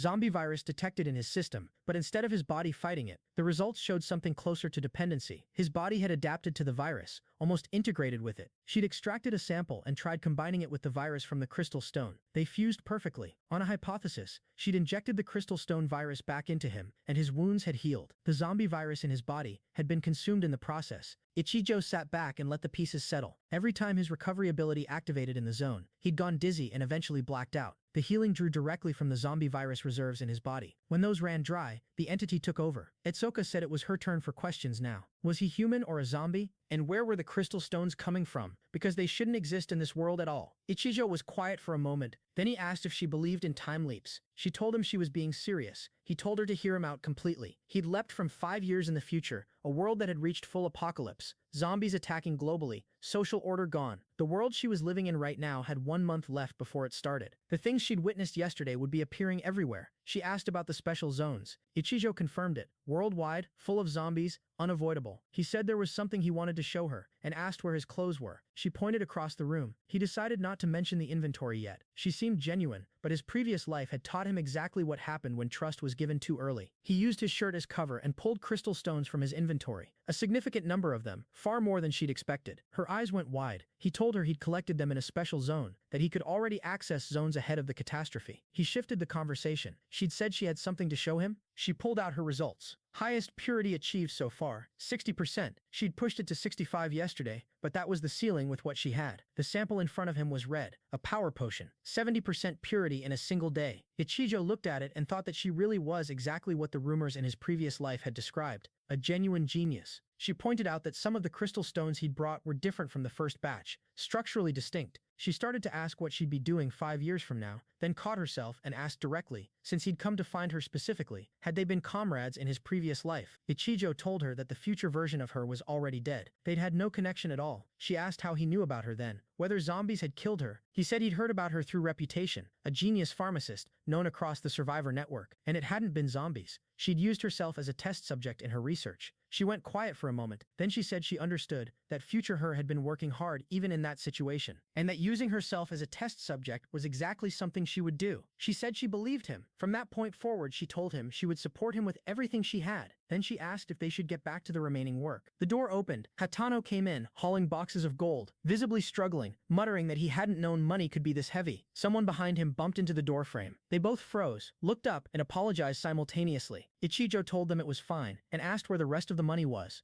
Hatano said he'd bought everything available through normal channels. The market was completely cleared out. More cargo was still coming. Ichijo told him to bring what he had, then held out a vial. Hatano asked what it was. Ichijo told him to drink it and trust him. Hatano drank it without hesitating. The effect was immediate and not subtle. His body locked up, power surging through him in waves, expressions cycling through what looked like significant discomfort. Hitsuka took a sharp step forward. Ichijo told her he was fine. Hatano was a former professional athlete. His physical baseline was high enough to absorb a 70% purity potion, even if the first exposure wasn't comfortable. It would take time for his body to fully adapt, but he'd make it through. When it passed, Hatsuzo straightened up and took stock of himself, power moving through him. The gold boxes he'd been straining under a minute ago. He picked up 2 at once without effort. He also had news. Most of the money they'd collected through Ogani's operation had traced back to Ejuan's group. Pushing further would draw direct attention. Ichijo told him to stop collecting money for now. The current priority was consolidating control, with the boss's birthday celebration as the takeover point. He ran the full picture in his head. The money situation had gone roughly as expected. What actually surprised him was the potion. The enhancement effect had presented before any zombie virus influence, which meant Hitsuka had achieved something more refined than a simple extraction. At this rate, she'd push purity high enough for ordinary people to use it safely, and once that happened, the entire organization could be equipped. That freed Ichijo to focus entirely on zone clearing. He looked toward the window and thought about Nozumi. 1 month left. Before the apocalypse arrived and reset everyone's starting position,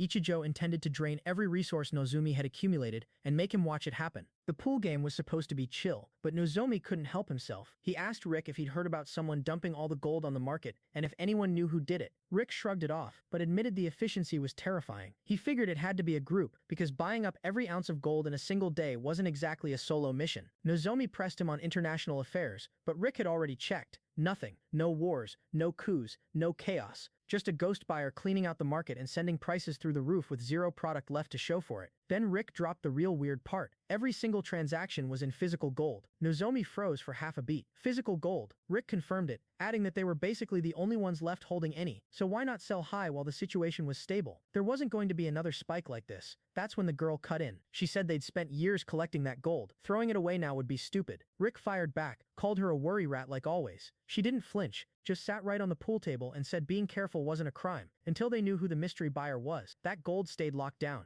Nozomi hit a trick shot that made everyone blink. Rick went quiet for a second, then muttered that they collected gold to make money, not to hoard it like dragons. Sell when the price is good. That's just common sense. But he threw his hands up and said the final call belonged to the boss, meaning Nozumi. Nozumi didn't even look up from the table. He asked about the old district acquisition plan instead. Rick reported that negotiations were mostly done. Contracts were moving in. Only a few stubborn residents left. Nozumi lined up another shot and asked Rick why he thought they'd all gathered here today. Rick gave the safe answer, to produce results, no matter what. Wrong answer. Nozumi snapped that it wasn't anything so lukewarm. He laid it out raw. They were all born into conglomerates, and because of that, No matter how hard they worked, the old geezers sitting at the top took everything. Their own parents and families were blocking their path. Labels like rich kids would follow them to the grave. He said he wasn't waiting anymore. Rick straightened up fast and promised to handle the old district by tomorrow. Nozomi nodded and put the gold sale on hold. The real play now was the reconstruction plan. He wanted those old geezers to wake up and realize this was the era of young people. Then he pivoted, asked about the kid from the casino yesterday. The girl already had the file. She said the name was Ichijo, ordinary high school student. Parents died early in a traffic accident, working multiple part-time jobs just to afford rent and tuition.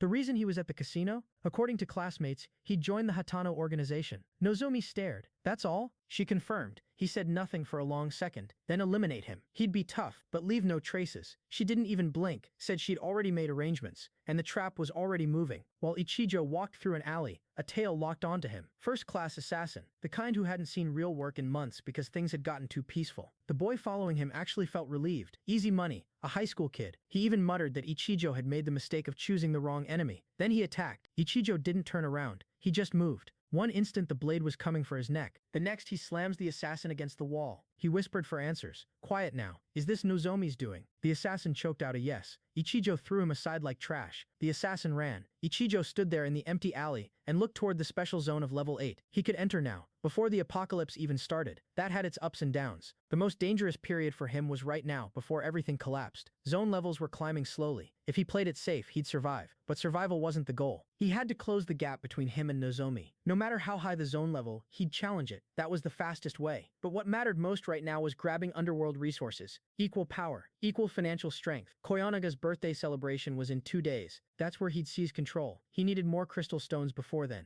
more poison, and to suppress that thing, the one even he wasn't sure about, he'd need massive amounts of zombie virus. For now it seemed on his side, but he couldn't relax. All the organization members were moving at their posts. Their fates were shifting little by little, and Ichijo, the one holding the wheel, the one controlling that fate, looked at his own hands and thought, I need to become stronger. The moment the lab doors hissed open, Etsuka was already waiting. She'd finished her experiment, barely standing, dark circles under her eyes like she hadn't slept in days, and held up a test tube like it was her newborn child. A portion with sufficient purity, she announced to absolutely no one, since Mineta was passed out cold. Then she woke him up. Mineta blinked into consciousness, confused and grumpy, asking what the hell was wrong with her. She just said come here for a second, and that's when things got messy. A few minutes later the lift opened and Ichijo walked in. Mineta attacked him instantly. No warning, no hesitation, just pure speed. But Ichijo dodged like he'd seen it coming from 3 blocks away. He thought Mineta's fast, but fast wasn't enough. Within a blink, Mineta closed the gap again, and within the same breath, Ichijo flipped him onto the floor like a sack of rice. Mineta lay there pounding his fist and screaming, I give up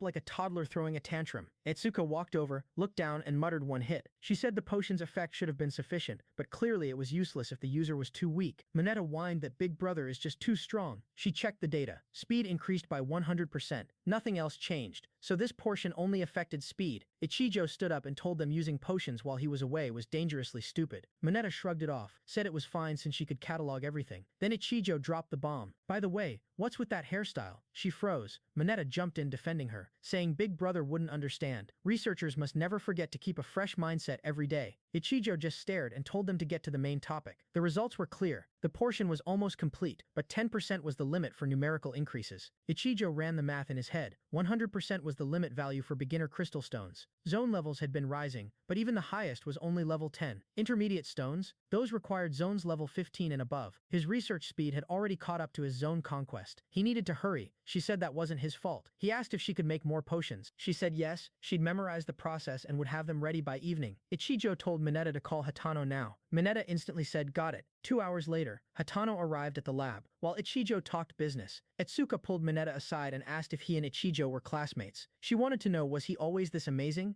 Mineta admitted he still didn't understand what was going on. The Ichijo he knew was a wimp getting bullied by him until just a few days ago. Then suddenly strong, calm, like a different person. In a few days he went from getting his ass kicked to becoming their big brother. Etsuka thought about the time leap. Ichijo hadn't told anyone else. That power came from his previous life, all that future knowledge packed into one person. She wondered what his purpose really was. Meanwhile, Ichijo was already locking in with Hatano. Tonight was Koyanaga's birthday celebration. Perfect chance. All the subordinates would be gathered. Hatano asked if he was really going through with it. Ichijo said yeah, he'd definitely take Koyanaga's forces, no matter what. Hatano warned him that Koyanaga was on a different level from everyone else. Maybe they should proceed step by step. Ichijo said there was no time. He was executing tonight with the potions. There was a chance of winning. That was enough. Hatano nodded. If Big Brother said so, he'd follow orders. Ichijo told him Etsuko would make additional portions matching the number of members he brought. Choose guys who could actually fight. Tonight was the shutdown. He had business after this, so he'd rejoin them tonight. Cut to Koyanaga.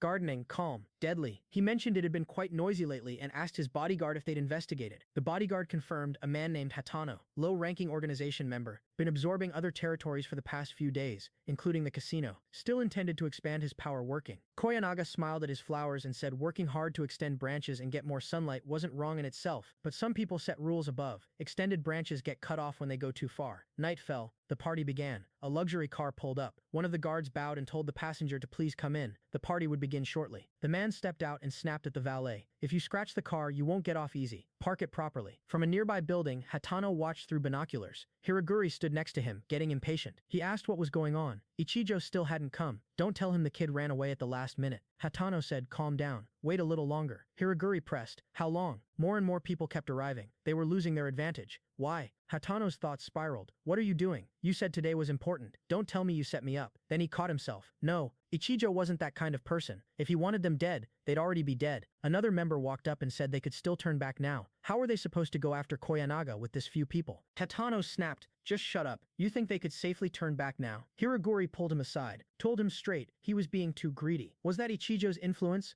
Hatano said he was perfectly calm. Hiraguri admitted the kid was strong. Following him wasn't wrong. But this time was different. The opponent was Koyanaga. Their forces were concentrated tonight, and most importantly, that kid hadn't shown up yet. He thought they should apologize to Koyanaga. Hatano's face didn't move. Hiraguri pulled out the potion Ichijo gave them, said if this liquid was as amazing as they claimed, giving it should get them forgiven. Then he asked, which side are you on? Of course, just a suggestion. You're the boss. Whichever you choose, I'll follow. Back at the party hotel, a guard announced all participants had gathered. Time to clean up and close the doors. Then he stopped. Noticed something. Ichijo stood on top of a nearby building, binoculars pressed to his eyes, watching everything. Inside, Hatano walked in. Koyanaga's bodyguard leaned over and whispered the news. Koyanaga didn't even look up at first. Then Hatano was right in front of him. Koyanaga smiled coldly, said, well, if it isn't the famous Big Brother, I don't think I sent an invitation. Hatano didn't flinch, said don't say that, they came to celebrate after all. Koyanaga's eyes sharpened, said he didn't look like he came to celebrate. Seriously, he might be old, but he hadn't weakened yet. Instantly, Koyanaga's men surrounded Hatano's team. Hatano raised a hand, told everyone to calm down. Let's talk first, shall we? The room went silent, knives under tables, hands on triggers. The room was thick with tension. Hatani didn't even flinch as his men tightened the circle around Hatano. Chairman's bodyguard lit his cigar. Chairman said it looked like Hatano came with proper preparations, taking over several of his territories in just a few days. He wanted to know what the purpose was. Tell him. Hatano waved the smoke away like it was nothing. Said he didn't have time, so he'd be brief. That little bit of territory wasn't nearly enough. His target was that chair, and with that shout, he threw a punch straight at Koyanaga's face. The bodyguard stopped it cold. Koyanaga admitted he knew Hatano came to interfere, but he didn't expect him to be this reckless. He'd clearly underestimated the kid. Then his expression shifted, because the very next moment, Hatano dropped his bodyguard to the floor. Hatano yelled, you guys do it. Every single one of his gang members screamed, yeah, and launched at Koyanaga's men like starving wolves. Koyanaga watched it all and said, not bad, better than I imagined. Then he smiled, said if Hatano thought he could win with that level of force, he was dead wrong. The bodyguard's hand shot out and grabbed Hatano's face, slammed him into the ground like a hammer hitting concrete. But Hatano didn't stay down. He grabbed the bodyguard's wrist, wrapped his legs around the guy's arm and pinned him. The bodyguard felt that grip and actually started trembling. What power, he thought. Then he punched Hatano straight in the ribs. Both of them jumped back at the same time. Koyanaga gave the order coldly, finish them before the party starts. The bodyguard nodded and said they seemed somewhat skilled, but it was only a few people. He'd end it quickly. Koyanaga watched and thought, as expected of the strongest bodyguard. Even with potions, this was barely the level where Hatano could fight properly. These guys were on a different level from anyone he'd faced before, and the others were struggling too. Once the potion wore off, there was zero chance of winning. But Hatano didn't have time to think about that. This was a short, decisive battle. The bodyguard lunged. Hatano dodged at the last possible second and landed a punch right on the guy's face. It connected, but the bodyguard didn't go down. He just absorbed it and threw an elbow straight into Hatano's back. Then he grabbed Hatano and hurled him across the room. Hatano crashed into a table and couldn't believe it. Can't make a dent at all. He looked around at his men. They were getting slaughtered. completely at a disadvantage. The doubt crept in. Did I make the wrong choice? Should he have apologized and begged for forgiveness like Hiraguri said? Maybe they'd let him go if he handed over the potion. Koyanaga snapped, "Finish this quickly." The bodyguard said yes, then looked at Hatano and offered him a way out. If he had talent, if he admitted his mistake, he could put in a good word with the boss. Hatano's mind flashed back. Every single day since meeting that guy had been life or death. But the world had definitely changed. He thanked the bodyguard for his concern, then said he was sick of the life of mugging kids for pocket change. "You bow your head now," he said. "I'll make you my subordinate and look after you." The bodyguard shouted, "That's unfortunate," and said Hatano would have to die. Koyanaga sat there smugly and pulled out a potion. He thought about how just one portion had narrowed the ability gap this much. If he drank one more, maybe he could actually run. Glass shattered. Ichijo crashed through the window and blocked the bodyguard's punch like it was nothing. Just stood there, hand up, fist stopped midair. He said, "Sorry, big brother. I'm late." The bodyguard's eyes went wide. He stammered, "It's you. What is your power?" "It won't budge." Ichijo threw one punch, just one, and the bodyguard flew across the room. Ichijo turned to Hatano and told him if he drank that second potion, he wouldn't be able to withstand the side effects. He'd die. Hatano admitted he thought if he drank it, he might win. Then reality hit him like a truck. "Wait," Hatano thought. "How do you know I was about to drink the second one?" "Don't tell me." From the beginning, everything went according to plan. Hatano realized it all at once. He was being tested. From the start, he was nothing but a pawn, just randomly chosen. He remembered every conversation with Ichijo, every single one. The test was whether he'd betray Ichijo and hand over the potion to Koyanaga. For Hatano, it was a gamble of which side to choose, and if he had sided with Koyanaga, he would have died. No question. He looked at Ichijo and said he got the right answer again. Must be lucky. Then he promised, "Don't worry, I'll show through my actions that I'm a trustworthy comrade." Ichijo smirked and said he liked smart people. Then he told Hatano to give him orders. "Big brother." Koyanaga screamed at his bodyguard, "What are you doing? No matter how you look at it, he's just a kid." The bodyguard admitted he let his guard down because of Ichijo's appearance.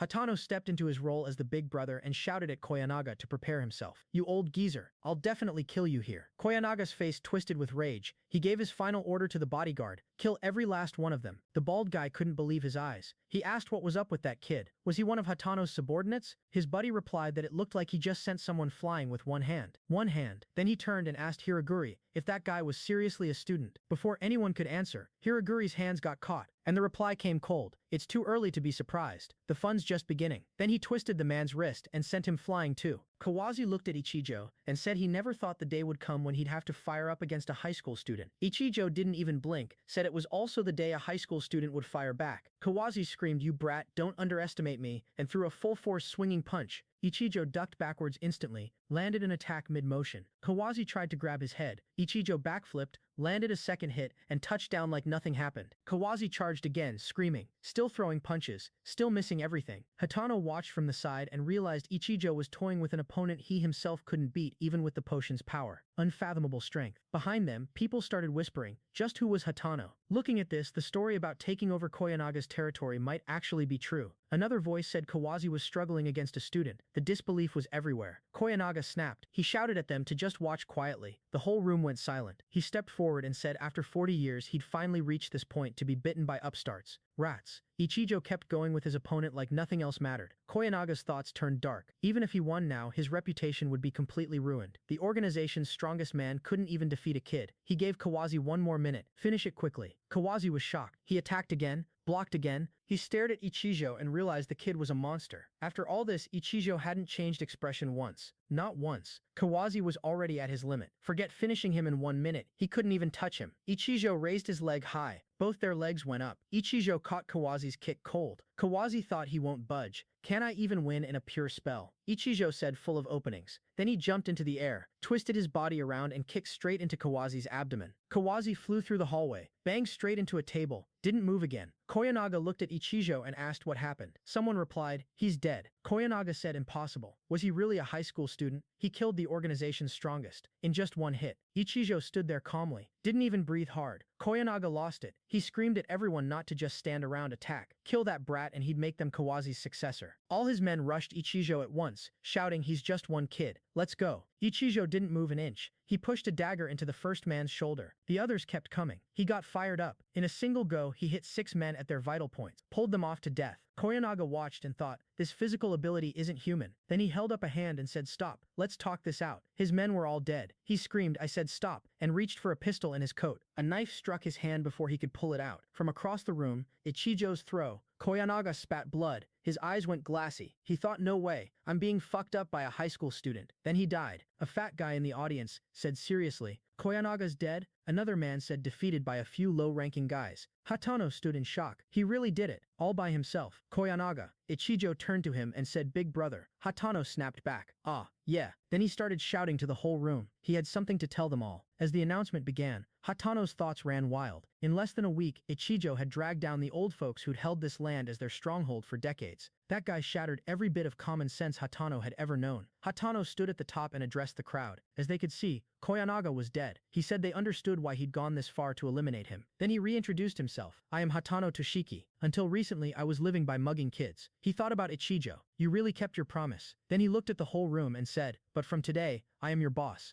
The very next day, a construction worker screamed at his crew to hurry if they were late. Nozomi would finish them. Everyone started moving faster, sweat dripping, hammers swinging. But then their foreman noticed someone approaching and asked what the hell they wanted. A construction worker tried to stop the newcomers, demanding to know which group they were from. One of the thugs just said shut up and stay quiet like it was the most natural thing in the world. The gang leader stepped to the front and asked for a word. The construction foreman said anyone not involved needed to leave immediately. They absolutely could not delay the construction schedule. The gang leader laughed and said delaying the schedule was no big deal. Now pay up the territory fee. A call was made instantly to Nozomi. He said come in from inside his room. His bodyguard entered and reported trouble at the financial center construction site. Nozomi asked what happened, panic already creeping into his voice. The bodyguard explained that several people had barged in that morning demanding territory fees, beat up every single worker. They later found out it was Koyanaga's subordinates doing it. Nozomi exploded. He burst out shouting, damn it, had that old fool lost his mind? They were paying the money properly. Tell him to call Koyanaga immediately and demand to know what he was thinking. But the bodyguard said they'd been trying to contact him since morning and couldn't get through. Surprisingly for that old fossil. The bodyguard added that Koyanaga's people were asking for Nozomi specifically. It didn't seem to be about money. Nozomi stood up instantly and pushed past his bodyguard. He said, let's go see the site. The bodyguard warned him that the target was him. Shouldn't they ask the president for help? Nozomi shut that down hard. He said if they relied on others for this level of trouble, they would never surpass anyone. Later, Nozomi arrived with his convoy, bodyguards with umbrellas, the whole show. He stepped out with his team as the gang leader stood right in front of him, smirking, thanking him for coming. Quite a large group, very cautious. Nozomi told him to shut up and asked what Koyanaga's demands were. The gang leader threw his cigarette on the ground and said, just so you know, Koyanaga isn't our boss anymore. One of Nozomi's men started to step forward. Nozomi stopped him cold. Calm down. From behind him the boss walked out. Nozomi's eyes went wide. He recognized that guy.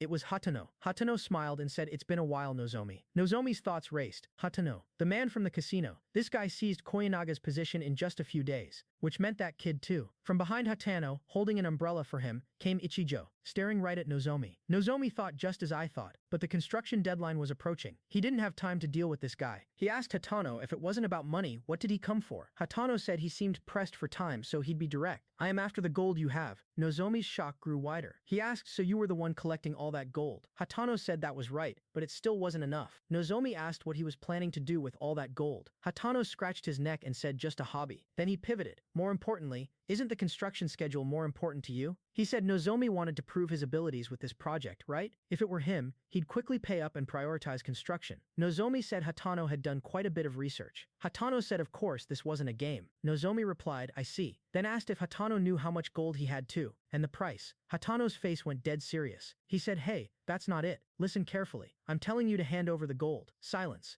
Nozomi broke it by calling him crazy. Even though they were making concessions, did Hatano really think fresh scum like him could interfere? Get lost. Hatano didn't flinch. He said Nozomi wasn't the only one who knew the future value of this land. True, they couldn't do anything to him directly, but delaying the construction schedule was easy for them. If this project didn't finish on time, there would be tremendous losses, right? Nozomi's blood ran cold. How do you know that? The regional development plan should only be known to a select few insiders. Just who was this guy? Hatano stepped closer and asked what was wrong. Hit the mark and lost for words? Nozomi called his method dirty, truly fitting for society's trash. Hatano's expression darkened. What did you say? Nozomi shouted that a savage who could only rely on violence was acting all high and mighty, playing negotiation games. Kill them all, he ordered his men. Both sides clashed head-on. From Nozomi's team, his bodyguard lunged straight at Hatano. Ichijo blocked the punch with just one hand. With the other, he grabbed the bodyguard's neck and lifted him into the air. Gave him that stare, like nobody else in the room mattered. The bodyguard gasped and thought incredible strength. He stayed lifted the whole time. Hatano walked up to Nozomi and grabbed his tie. He said true, he was a savage, but he climbed this far risking his life. What about you? You were just born into a good family. A damn brat acting superior using daddy's authority. The bodyguard broke free from Ichijo's grip and grabbed his hand. Within an instant, Ichijo caught his next punch, then delivered a fist straight to his face. The bodyguard grabbed Ichijo from behind and lifted him up, trying to throw him. But something strange happened in that split second.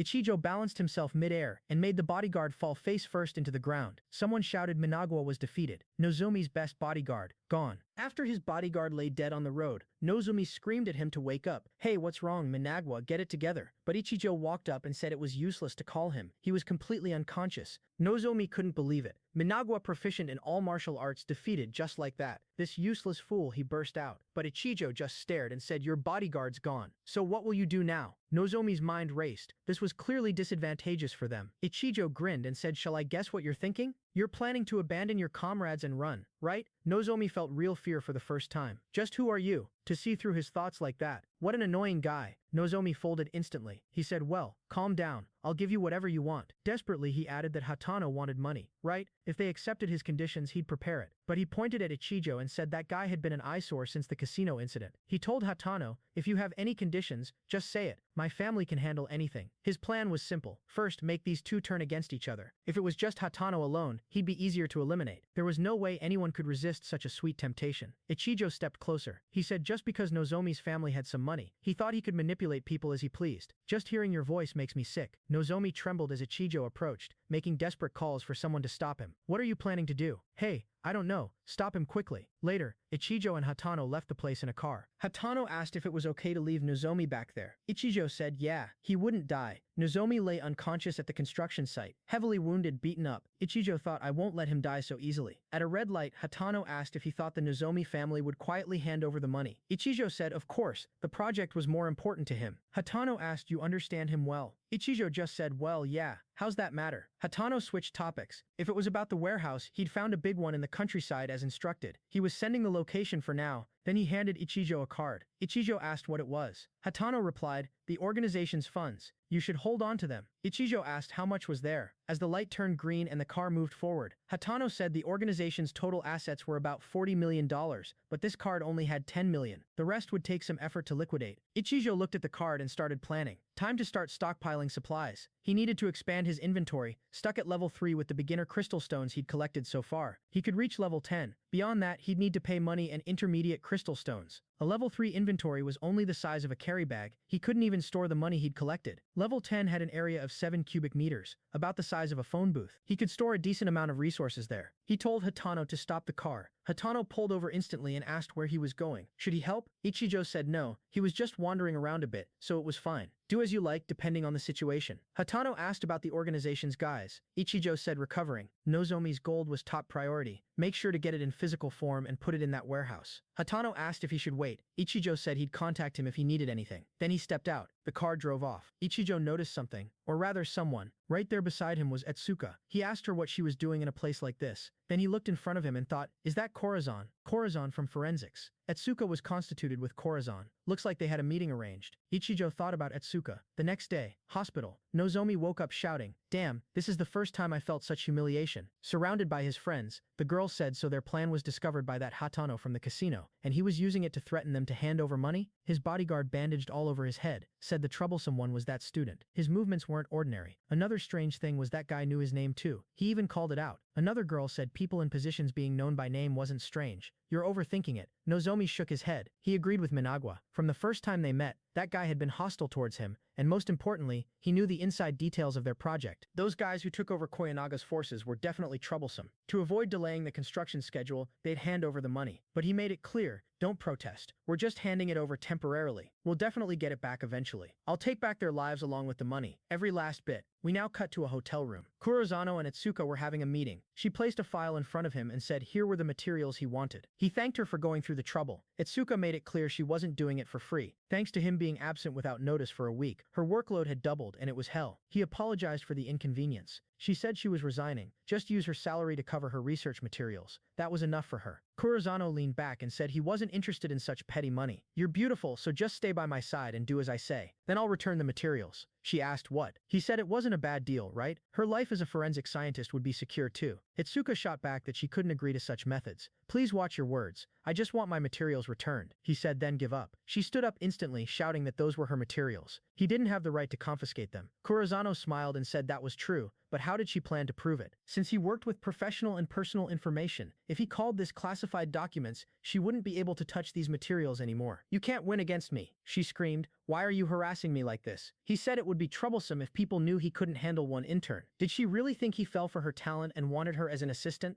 Don't waste your mother's efforts. You should quietly do as you're told. Itsuka threw coffee in his face. She said, don't talk about my mother. Dead serious. Kurozano exploded. Even though he was making concessions, he raised his hand to slap her. Ichijo caught his wrist. She was shocked, asked why he was here. Ichijo said he understood the situation. Leave the rest to me. Kurozano thought. A high school student? What strength? He said he saw now. So this young man was the reason for her resignation. He told Ichijo not to say vulgar things. Ichijo cut him off. Enough smart talk. I'm taking her. How much do you want in exchange for those materials? Kurozano shook Ichijo's hand off, sat down, and smirked. A greenhorn playing hero. If you want to be embarrassed that badly, I'll let you. 10 million. Itsuka gasped. Others in the restaurant were shocked too. One of them said 10 million for a high school student. Another joked they'd break up with their girlfriend for 10 million too. There's no way a high school student could pay that. Ichijo stood there silent. Kurozano asked, how about it? If he couldn't pay, get lost. Don't butt in when you can't do anything. Ichigo asked for the WhatsApp account number for the transfer. Kurozano showed his phone, still smirking, still acting tough. Try it if you can. If you can really pay, I'll even bow down on my knees. Itsuka told Ichigo that was enough. Let's go. One of the boys watching said young people these days were so competitive. He felt a bit sorry for him, but it felt like he brought it on himself. His friend asked what he was planning to do. Kurozano's phone pinged. Deposited 11 million yen. Deposit completed. Kurozano's blood ran cold. This brat, just who is he? Ichigo said he transferred it. The extra 1 million was for cleaning up the coffee Itsuka spilled. He didn't need to bow down, just apologize to Itsuka properly, and that would be fine. The others watching were blown away. 1 million for cleaning. Could he be some rich kid? Kurozano thought, when did Itsuka get such backing? To think he'd demand an apology from him. Ichigo asked what he was waiting for. Hurry up and apologize. Itsuka stood there with her arms crossed. Ichigo added, he wasn't planning to break his promise in front of all these witnesses, was he? Kurozano bowed, trembling, thinking, damn it, I've been had. He apologized to Itsuka, said he was sorry, and handed her back the file. She was surprised but took it. Later, outside, they walked in silence. Ichigo asked if she had something to say. She looked like she wanted to talk. She exploded. Ah, I can't stand it. Why didn't you beat him up? You even gave him all that money. These materials were mine to begin with. The more I think about it, the more infuriating it gets. Ichijo said, so that's why she was angry. Don't worry, I won't let him use that money. At that very moment, Hatano received a text from Ichijo. Itsuka apologized for going to see Kurozano without saying anything. She just wanted to recover her research results.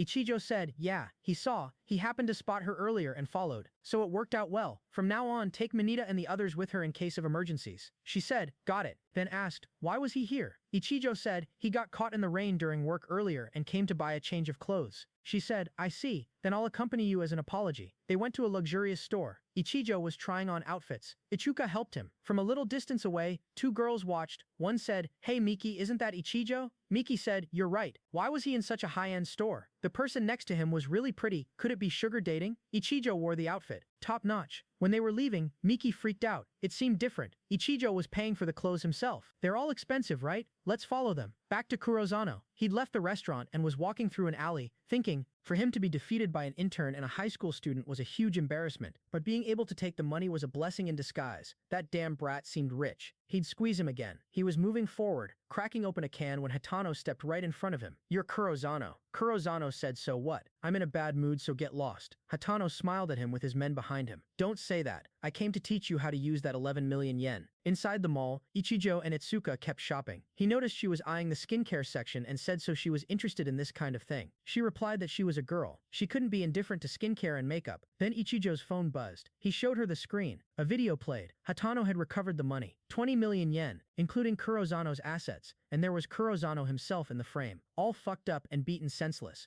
Itsuka gave Ichijo a thumbs up. Good job. Suddenly, Miki and her friend appeared. Ichijo, what a coincidence meeting you in a place like this. Ichijo asked if they needed something. Miki played the hurt card. Why did he suddenly become so cold? She thought there might be a misunderstanding. If she made him feel bad, she'd apologize. Can't you treat me like before? I'm sad. Ichijo ignored her completely, turned to Itsuka and asked, do you want that? Miki freaked out. Ignoring me, her friend whispered that he seemed like a different person. Even when Miki acted cute, it had no effect at all. Miki said he was just acting tough. Watch this. She came closer, asked what he was buying, offered to help him choose. Then she grabbed his hand, pressed her boob against it. You can't ignore this. Ichijo pushed her away. Don't put on such a bad act. It's disgusting. Miki's face fell. Disgusting? She screamed that he should be happy just because she was giving him attention. You're being ignorant for someone from the bottom. What's with that attitude? Then she looked at Etsuka and warned her. He was super poor. He probably spent all his money at the clothing store earlier. You're beautiful, so I'm warning you. Break up with this guy quickly. Her plan was simple. It's your fault for making me angry. I'll expose all your embarrassing history. The store staff noticed the commotion. One female employee said they were arguing and bothering other customers. Someone should stop them. A new girl was told it was her first day and a chance to make an impression. She thought, what an impression. They're just pushing troublesome work on me. Then she muttered that the students probably didn't have money to buy their products anyway. How annoying. She walked over and apologized, but asked them to refrain from raising their voices as it disturbed other customers. Miki snapped, this wasn't a store where poor people could shop. Put the products back and leave quickly. Ichijo handed a product to Etsuka. The staff thought, I thought you'd buy at least one thing, but you're just browsing. Ichijo looked at the sales staff. Give me everything in the store. She blinked, said we look forward to your next visit, then freaked out. Ah, what did you say? Miki and her friend went pale. Ichijo continued. He'd buy everything in the back room too. Calculate it. He'd pay by card. The staff held the card and asked, really? Everything? Ichijo said that's right. She said she'd check with the manager and started running. Ichijo asked, even for provocation, that was too much. He said he wasn't provoking anyone. Money would become worthless soon anyway. I should convert it into supplies. Miki jumped back in. Wait, are you crazy? Just because your pride was hurt a little? This is too much. Ichijo said, it's none of your business. Miki's friend whispered that apparently it wasn't a joke. Maybe he really was some rich kid. They should apologize now. She might still be forgiven. Miki refused. Buying all the store's product is obviously a lie. I'll see this through to the end. The manager calculated everything and freaked out. All the products in the store? Another employee confirmed. Yes, and he wanted what was in the back room too. The manager said those products were already sold and couldn't be sold to other customers. 20 minutes later, the staff returned to Ichijo. Thank you for waiting. Including items in the back room, the total number of products is 3,020. The manager says he'll give a 20% discount, so the total comes to 20 million yen. Please confirm and sign. Miki and her friend heard 20 million and lost their minds. Ichijo signed instantly. Deliver to that address. The staff bowed, understood. We'll deliver within 3 days. Miki's friend begged. Miki just got a little worked up, so please forgive her. Come on, Miki, apologize. Miki switched back to cute mode, said she was sorry for saying terrible things. She was interested in him, so she got carried away. Ichijo didn't even look at her. I have zero interest in you.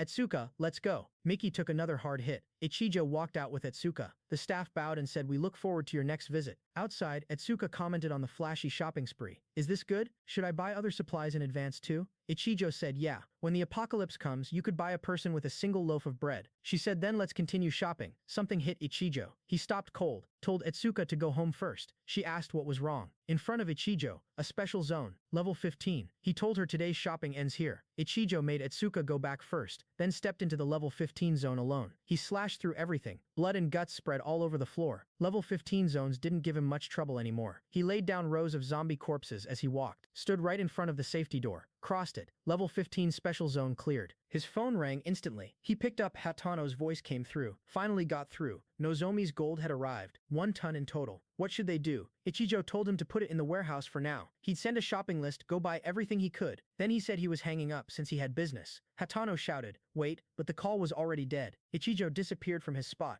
A security guard checked if anyone was left inside the mall. Swung his flashlight around and thought, that's strange. I thought someone was there. Back at his place, Hatano stared at the shopping list Ichijo had sent. This isn't just a shopping list. Are you planning to buy up this entire city? Ichijo left them all thinking the money and supplies problem was settled. Now he needed precious stones. He looked ahead. A new zone. The frequency of zone appearances was increasing because the apocalypse was getting closer. Let's go. 1 day remaining. Inside the lab, Etsuka asked if anyone had seen Ichijo recently. Mineta said, Big Brother? No, hadn't seen him for about half a month. But then again, Big Brother also went somewhere without telling them. Etsuka thought she hadn't seen him once since that shopping trip. Wondered if something happened. If what he said before was true, the apocalypse should arrive tonight. Where did he go at such an important time? Ichijo walked into the lab. It's been a while. She was surprised. Even Mineta jumped. Both of them said his name at the same time. Ichijo told them they were going out, so get ready. They were confused, but they followed. Hatano had been waiting. He asked what Ichigo had asked for. Ichigo arrived and Mineta asked, Big Bro, why are we here? Hatano said, you finally came. Everyone got out of the car. Hatano told Ichigo he'd gone around several cities and found everything together. Please check it. The doors opened. Ichigo and Mineta were left in despair. They looked around and asked, what the hell is this? A warehouse. Then a PC. Ichigo looked at the screen and said everything on the list was here. It's all here. Hatano said no, this was half of it. The rest was in a similar warehouse next door. He'd practically emptied 4 large supermarkets.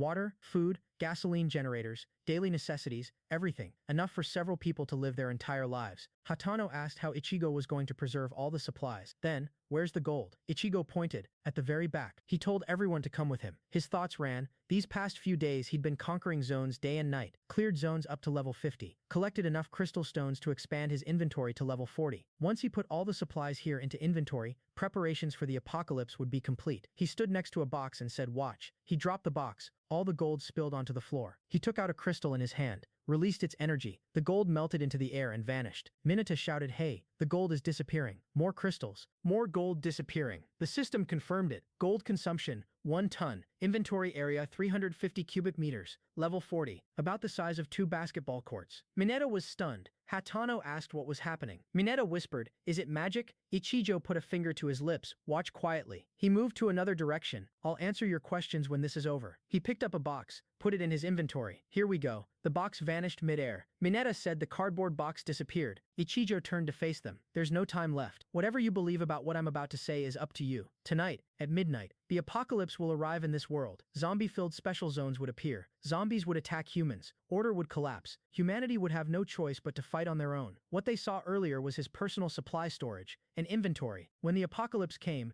they would be able to have one too. Inventory size was determined by level and greatly affected whether you could survive. One of the materials needed for inventory expansion was gold. That's why I had you collect it. Half a day remained until the apocalypse arrived. Prepare yourselves by then. Mineta started to panic. This story is too crazy. But suddenly the apocalypse. Hatano put a hand on his shoulder and told him to calm down. Ichijo said that's why he said whether they believed it or not was up to them. I won't let those who help me suffer losses. I'll give you enough supplies to survive the early apocalypse. Take them. Hatano said, got it. Then he opened the door and loaded everything into a truck. Everything's loaded. Ichijo said, yeah, hurry home and prepare. Hatano was about to leave, then stopped. He said their relationship was short, but he believed Ichijo's story. He was grateful. If there was anything he could help with, call him anytime. Ichijo said, yeah, survive. He left. Ichijo and Atsuka watched him go. Ichijo said, let's go. There are still things to do. Then he looked at her. You look like you have something to say, she said about the inventory. He hid it from her. Why didn't he trust her? And also, Ichijo cut her off. You want to ask why I pushed away Mineta and the others who cooperated with us like that, right? She said with all these supplies, if the apocalypse really came, wouldn't it be safer if they were all together? Ichijo's voice went cold. In the apocalyptic world, humans can be more terrifying than zombies. I've seen it with my own eyes. When people experiencing the apocalypse for the first time got excessive resources, it backfired. He wanted her to understand this. People weren't born selfish. Try to imagine the world others had lived in. How would she endure the cruel events that would happen daily? Many times worse than this.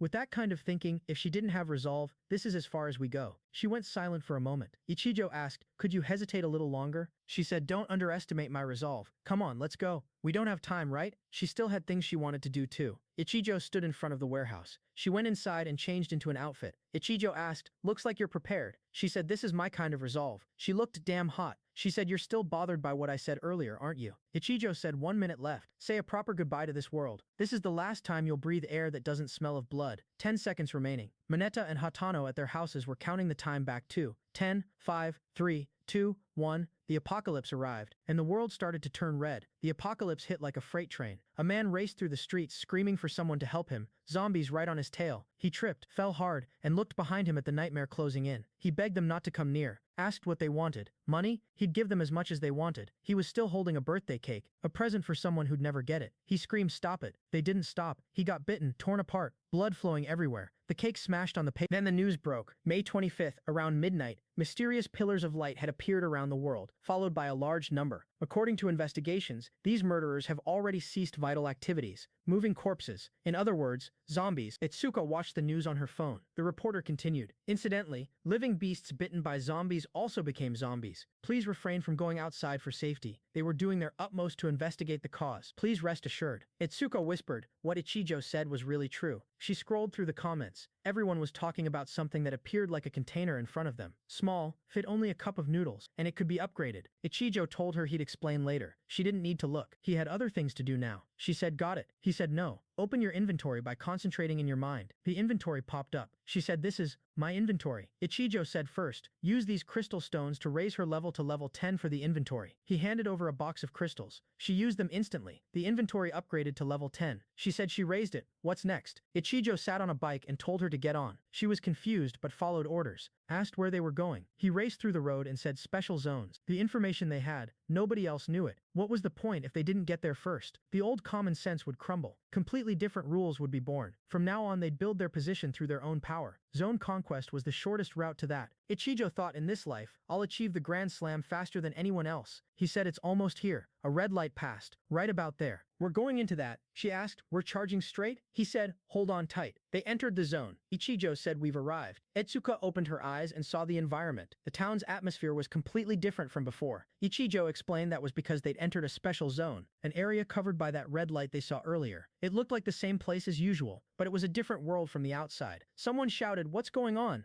Ichijo said, let's go. It seemed like there were others here too. She'd understand bit by bit as they moved forward. They spotted a group of people. One of them said he'd been on the bus until now, but when the red light suddenly appeared, he got off. A bodybuilder said, this is sci-fi. A girl looked back and said it looked like there were others too. The bodybuilder asked, students, you weren't passengers on the bus, right? The girl said, that's right. A boy spotted Ichijo and said his name. Ichijo recognized them. Those guys are from our class. The boy shouted, hey, over here. The bodybuilder said that didn't matter. More importantly, could someone explain this situation? The boy asked if this could be what they were talking about on the news earlier. The girl asked, news? What? What was the content? After discussing for a bit, they concluded. So they entered that red light, and for now they were trapped on this mountain. Is that it? Introductions went around. The bodybuilder said he was Kana, a student. He took last night's bus to paint on the mountain. The girl introduced herself as Joseph Keiba, a trainer. The boy from Ichijo's class was Akira. The other one was Goda. They were on the bus to evacuate, and that bus driver was a zombie. Ichijo introduced himself. Itsuka said her name and added she was a forensic scientist. The bodybuilder scoffed. Just old men and kids. Can't be helped. I'll take command. He told the old man to go check if the bus ran. Ichijo spotted something. Look, a zombie. The zombie rushed and attacked the bus driver. Everyone shouted, hey, something jumped out. The zombie pinned the bus driver to the floor. Right as it was about to kill him, the bodybuilder punched its back. Take this. The zombie dropped dead. The bodybuilder stepped back and asked, is it dead? That was self-defense, right? You saw it, didn't you? Akira said that was probably the zombie they were talking about on the news. It was already dead from the start. They were surprised. The zombie stood up again. Glowing red eyes. Broken neck now healed. The bodybuilder screamed, no way. Its broken neck healed. Damn it, that's disgusting. What the hell is it? He jumped on the zombie to attack. A knife struck straight into the zombie's head. Killed it instantly. Everyone froze. Ichijo entered the frame. The bodybuilder looked at him and thought, that guy, he had a knife. Took down a zombie in an instant. Ichijo said the weak point was the head. He pulled out his dagger and told them, if you don't want to die, hurry up and find weapons. The whole team piled inside the bus, searching for anything useful. The bodybuilder couldn't believe it. What was with this bus? There wasn't even a single weapon. The driver said there should be an emergency kit, but it was gone. Look more carefully. Then the bodybuilder turned to Ichijo and asked for a word. He noticed how everyone had gone all submissive the moment they found out the kid had a knife. The boy from Ichijo's class called out to the bodybuilder. When asked what, the boy explained, the reason Ichijo had a knife was probably to put on airs. He'd recently joined some delinquent group and gotten cocky, but used to be a bullied kid. The bodybuilder nodded. I see. So that's how it is. He asked if the bus looked like it would run. The driver said no, it was out of gas. Ichijo stood right beside the driver. The bodybuilder suggested a strategy meeting. Let's gather outside for now. The schoolboy's friend asked him what he told the bodybuilder about Ichijo. The boy smirked. Isn't it obvious? Kabe is the strongest one here right now. If we get on his good side, we can get revenge on Ichijo for what happened before. They gathered outside. The driver laid out the situation. Two problems: breakdown and out of gas. The breakdown could be fixed with repairs. The bodybuilder said so if they found gasoline, they could manage somehow. The driver confirmed there was a gas station in the nearby town. The bodybuilder decided to split into two groups: bus repair support and gasoline search. The boy's hand shot up. He said they'd stay and help with the repairs, thinking there was no way they'd do something dangerous like going outside. The bodybuilder pointed at Ichijo and Itsuka. Then you two go look for gasoline. Itsuka protested, just us? Don't decide on your own. The bodybuilder said they were the only ones with weapons, so it was natural. If you don't like it, hand over the weapons. The trainer girl raised her hand. She said she'd go with them too. She ran regularly, so she knew the roads around here well. The bodybuilder agreed and thought to himself, this place seems safe, and if something happened, they could escape to the bus. Ichijo turned around. Let's go. The bodybuilder told them to be careful. The three of them started moving through the town. Itsuka thanked the trainer for coming with them. They could proceed smoothly. The trainer replied that at times like this, people needed to help each other. Ichijo stopped. They're coming. The trainer freaked out. Zombies? A lot of them? Ichijo and Itsuka stood there speechless as a horde of zombies came into view. Ichijo handed a knife to the trainer. Use this, she asked. You're giving it to me? Ichijo snapped. Don't just stand there. Hurry up and grab it and get ready. She took the knife and asked, but what about you? She thought. Where did he get that knife from just now? Ichijo had pulled it out of thin air. The inventory. He got ready to fight, instructed everyone. Eyes, temples, and neck. Those were their weak points. He told them to watch. A zombie attacked him. Ichijo explained, these guys' movements were relatively simple. Watch for the right moment, take an advantageous position for attack. He grabbed the zombie's head, stabbed the knife straight into its neck. Like this. The zombie died instantly. Early zombies can be defeated easily like this. Itsuka said, got it. The trainer thought, where is the easy part? Ichijo shouted, watch out. The zombies charged straight at the two girls. They got ready to fight. Itsuka got pinned to the ground instantly by a zombie. Terror in her eyes. Ichijo's voice cut through. If you get bitten, you'll get infected. You'll become a zombie. If you hesitate any longer, you'll be eaten. Itsuka looked at the zombie attacking her and forced her mind to calm down. These aren't human. Aim for the weak points. She sliced the zombie's eyes, then went for the next strike. The neck. Boom. The dagger sank into the zombie's neck. Blood poured out of its mouth onto Itsuka's face. The zombie dropped dead. She was shocked, frozen. Ichijo was slicing through zombies like they were nothing. Another one attacked him from behind, ready to bite, beheaded in the next moment. The trainer watched in disbelief. No way. He defeated them all by himself. Even a large number of zombies were like babies before him. He's like a war god. While Ichijo was busy turning zombies into a floor show, the two girls just stood there glued to his every move. The guy moved like water. No, like a damn chainsaw through butter. After he finished painting the street red, Ichijo muttered that he needed to drill more physical enhancement and zombie combat techniques into Itsuka. She begged him not to be too harsh. This was her first time after all. Ichijo shot back that zombies wouldn't accept excuses like that. Let's go. Itsuka lowered her voice and asked, in his previous life, status was determined by ability, right? Just how strong was he now? Ichijo didn't even blink. The strongest of humanity. She paused for a minute, then walked straight toward him without another word. Ichijo thought, if only that hadn't happened.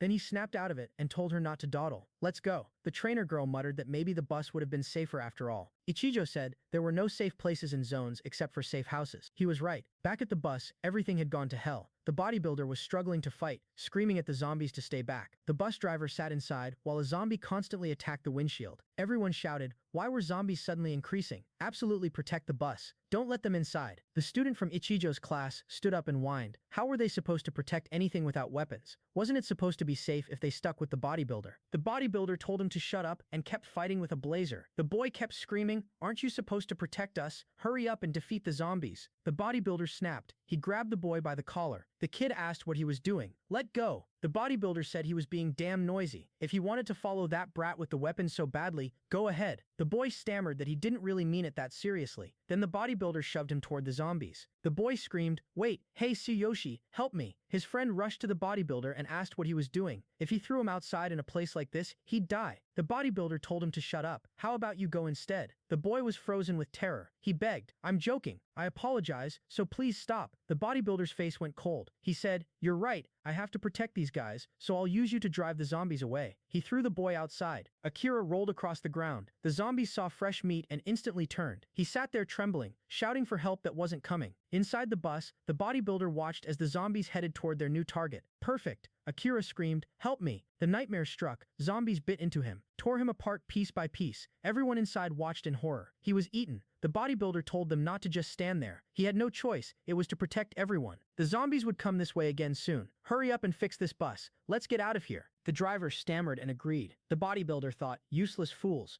I won't be dragged down by people like this. Back to Ichijo's crew. The trainer girl held a dagger stained with blood. Itsuka had to call her name twice before she snapped out of it. She asked how much further to the gas station. Kana replied, right over there. Ichijo warned that there were probably lots of zombies at the gas station. Don't let your guard down. Itsuka nodded. Ichijo added, things must be getting tough on the bus side too. Kana scratched her head as they moved. Ichijo walked and noticed something strange. No special mission was appearing this time. Was it because there were other people here? Then he looked up. We've arrived. Zombies. A whole fucking lot of them. Standing there like a welcoming committee from hell. Ichijo got into his stance. Well, whatever. I'll think about it later. First, clear this place. There are still tons of things I need to do. He rushed straight at them. Back to the bus. The zombies had returned and were trying to tear the vehicle apart. The bodybuilder asked the driver, "Can you fix it?" The driver said it would run if they had gasoline. Akira's friend pointed. "The zombies are coming back." And there was Akira himself, now a zombie. "What do we do? We're surrounded again." The bodybuilder looked at Akira's friend. The kid's face went pale. He started begging. "Wait, I'm young and strong. Let's abandon the driver. I'll follow your orders." The driver shot back. "Who's going to drive the bus if I'm gone?" The bodybuilder said that was right. The driver was more useful. "We have no choice but to sacrifice you for everyone. Of course, you can resist if you want." The boy backed away, screaming, "Stop it." The bodybuilder said not to waste energy here. The zombies might come back while they were running around. The boy called him a murderer. The bodybuilder released murderous energy. "How can you worry about that in this situation? It's your fault for being weak." The boy got thrown out of the bus and became the main attraction for every zombie in the area. They all ran straight for him as he sprinted for his life, screaming for help that never came. The bodybuilder watched from the window and admitted the kid had been running for nearly 10 minutes now. He's got guts. The driver pointed out that the gasoline group still hadn't returned. That decoy wouldn't last much longer either. "At this rate, we'll let 2 people die in vain." The bodybuilder grabbed the driver's collar and snarled, "Listen, they went on their own will. I'm doing this to protect you guys, so don't talk like it's my fault." The driver, terrified, said understood, but the bodybuilder's thoughts were darker. "He's right though, that kid won't last much longer. If the gasoline group doesn't come back soon, I'll have to use the driver next." The boy was still running when his leg caught a stone. He fell hard. Zombies closed in, mouths wide open, ready to bite. Hero entry. Ichijo appeared out of nowhere and sliced half a zombie's head off, saving the boy in one clean motion. The boy screamed, "Ichijo, you finally came back." Then he grabbed at Ichijo, begging for help. Akira turned into a zombie. The bodybuilder stepped out and gave his version. Right after they left to look for gasoline, a huge number of zombies appeared. 2 great people went to pull the zombies away from the bus. Thanks to them buying time, the bus was fixed. "Come on, put the gasoline in and let's get out of here quickly." The boy snapped. Terror turned into rage. He shouted that Akira died because the bodybuilder forcibly threw him out, and after that he tried to throw him out too. "You never intended to protect us." Itsuka and the trainer were shocked. "What?" The boy screamed. "This guy is a murderer." The bodybuilder's face twisted with anger. He said, "Don't mess with him." The boy was no different. He sold off that kid to get on his good side and was hoping he would die while looking for gasoline. "How dare you say that?" The boy stammered. "Don't say random things. It's a misunderstanding. Akira said that, but I was against it." "Ichijo, believe me." The bodybuilder said he did it for everyone. They had no weapons. If he hadn't done that, the bus would have been taken over by now. It's that kid's fault for not leaving his weapons behind. He pointed at Ichijo. "Seeing that you don't have a single scratch, I guess you weren't in any danger over there." Atsuka fired back. "You're just justifying your actions. Instead of protecting us, you fed us to zombies." The bodybuilder slapped one of the zombies aside and snapped. "Is this the time to be saying that? There's nothing more important than surviving, getting out of here alive." The next moment, something hit him. He looked at the trainer girl. Kana had done something. The bodybuilder told her to shut up and bring the weapons and gasoline. She didn't move. He warned her, "Don't just stand there. Once I get weapons, they're all mine." Atsuka asked Kana, "You came along knowing all this?" Kana admitted the truth. "Yeah, to steal their weapons and give them to the bodybuilder. That was the plan." Then she looked at Ichijo and thought, "I'm sorry, I can't give them to you." The bodybuilder laughed. "You think that kid will save you? Don't think stupid thoughts. Come here now." Kana stood her ground. "Joseph Kabe, this is going too far. Apologize to everyone. I believe in Ichijo. I saw how he fights. He will save us." The bodybuilder exploded. "Shut up, you useless fool. You want me to follow a high school student? I can't entrust my life to a brat who hasn't even grown hair yet. If you won't hand over the weapons, I'll take them by force. Killing one person, or killing 2 makes no difference. Anyone who opposes me dies." Kana and Atsuka froze. Ichijo stayed calm. A special mission triggered. Eliminate the one emitting killing intent. Ichijo released his furious aura. "Let me teach you one more thing. Even if you kill someone in a zone, no one remains." His thoughts ran cold. A special mission appeared in the middle of Conquest. The first mission after the apocalypse survival would be to kill a human. The bodybuilder asked what he was planning to do. The driver tried to mediate. "Let's not do anything unnecessary, and just..." The bodybuilder cut him off. "Don't be stupid. The ones doing unnecessary things are those who won't hand over the gasoline and weapons." He looked at Chicho, surrounded by zombies standing there completely calm. Why does he seem so calm? Chicho thought. Now I know. Special missions target not just zombies, but humans too. He moved, sliced through the surrounding zombies in the blink of an eye. The bodybuilder watched in terror as a zombie's head fell right at his feet. Chicho walked forward, closing the distance. The bodybuilder stammered. "What?" Chicho said nothing really. Then, "I came just to kill." The bodybuilder panicked. He dragged the bus driver in front of him as a human shield. "You can't touch me." The driver screamed. "Hey, that's cowardly." The bodybuilder shouted back. "Shut up. You're the only one who can drive the bus. You better stay quiet, or else." Ichijo slammed the driver's head into the bodybuilder's. The impact loosened his grip. Ichijo closed the distance in seconds. The bodybuilder fell down and started begging. "I understand. I'll follow your orders, so please don't kill me." Ichijo's eyes went dark. "Isn't that what Gata and the others said to you too?" He paused. "Unfortunately, it's too late now." The bodybuilder looked at Ichijo's face and realized, what is this guy? Is he really a high school student? These are eyes that are seriously trying to kill. This is bad. Quick, get help. He stood up and tried to run outside. Ichijo kicked him. One kick sent him flying to the back of the bus. The bodybuilder groveled. "I'm sorry. I apologize. I had no choice. In that situation, that was the only thing I could do. Please forgive me." Ichijo looked down at him with red, hollow eyes. "You had no choice? That's right. For humans like you, it's easier to kill humans than zombies. Self-preservation, betrayal. That's your standard method." The bus driver crawled out of the chaos.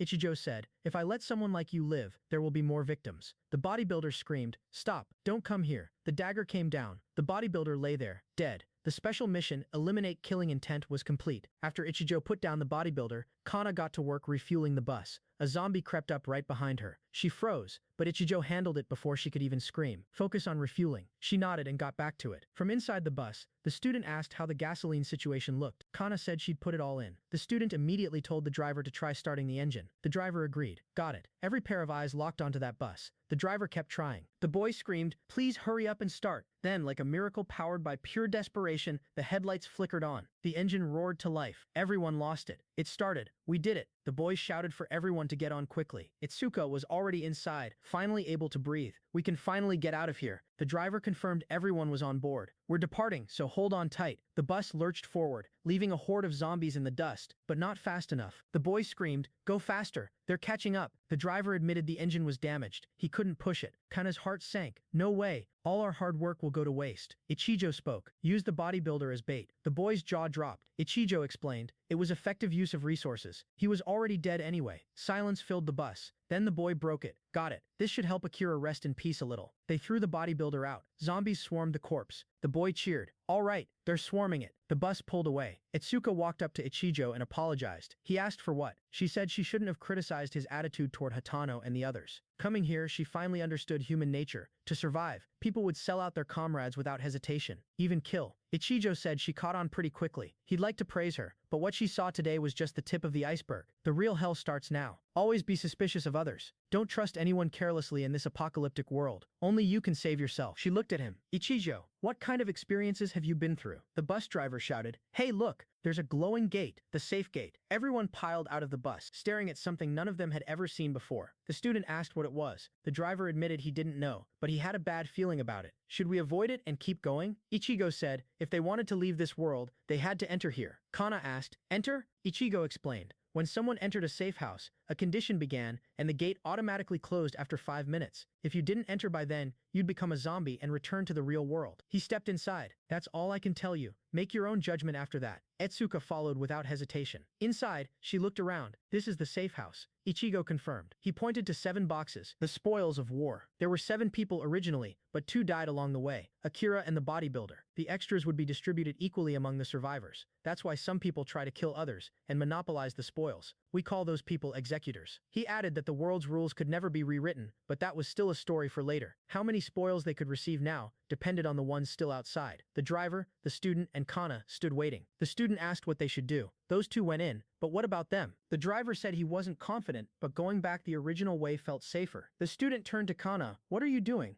Kana cut him off. They were able to come this far thanks to Ichijo. If they split up here and encountered zombies, they couldn't defeat them. So I believe in Ichijo. The driver and student looked at each other. Then they all entered. Itsuka smiled. "Kana, you came." Kana replied that she believed in them. Ichijo said everyone made it inside. He told each of them to open a box with spoils. The items would automatically go to their inventory. These were the materials to level up their inventory space. After this, each of them would be transported back to where they originally were. His words finished. They were teleported back.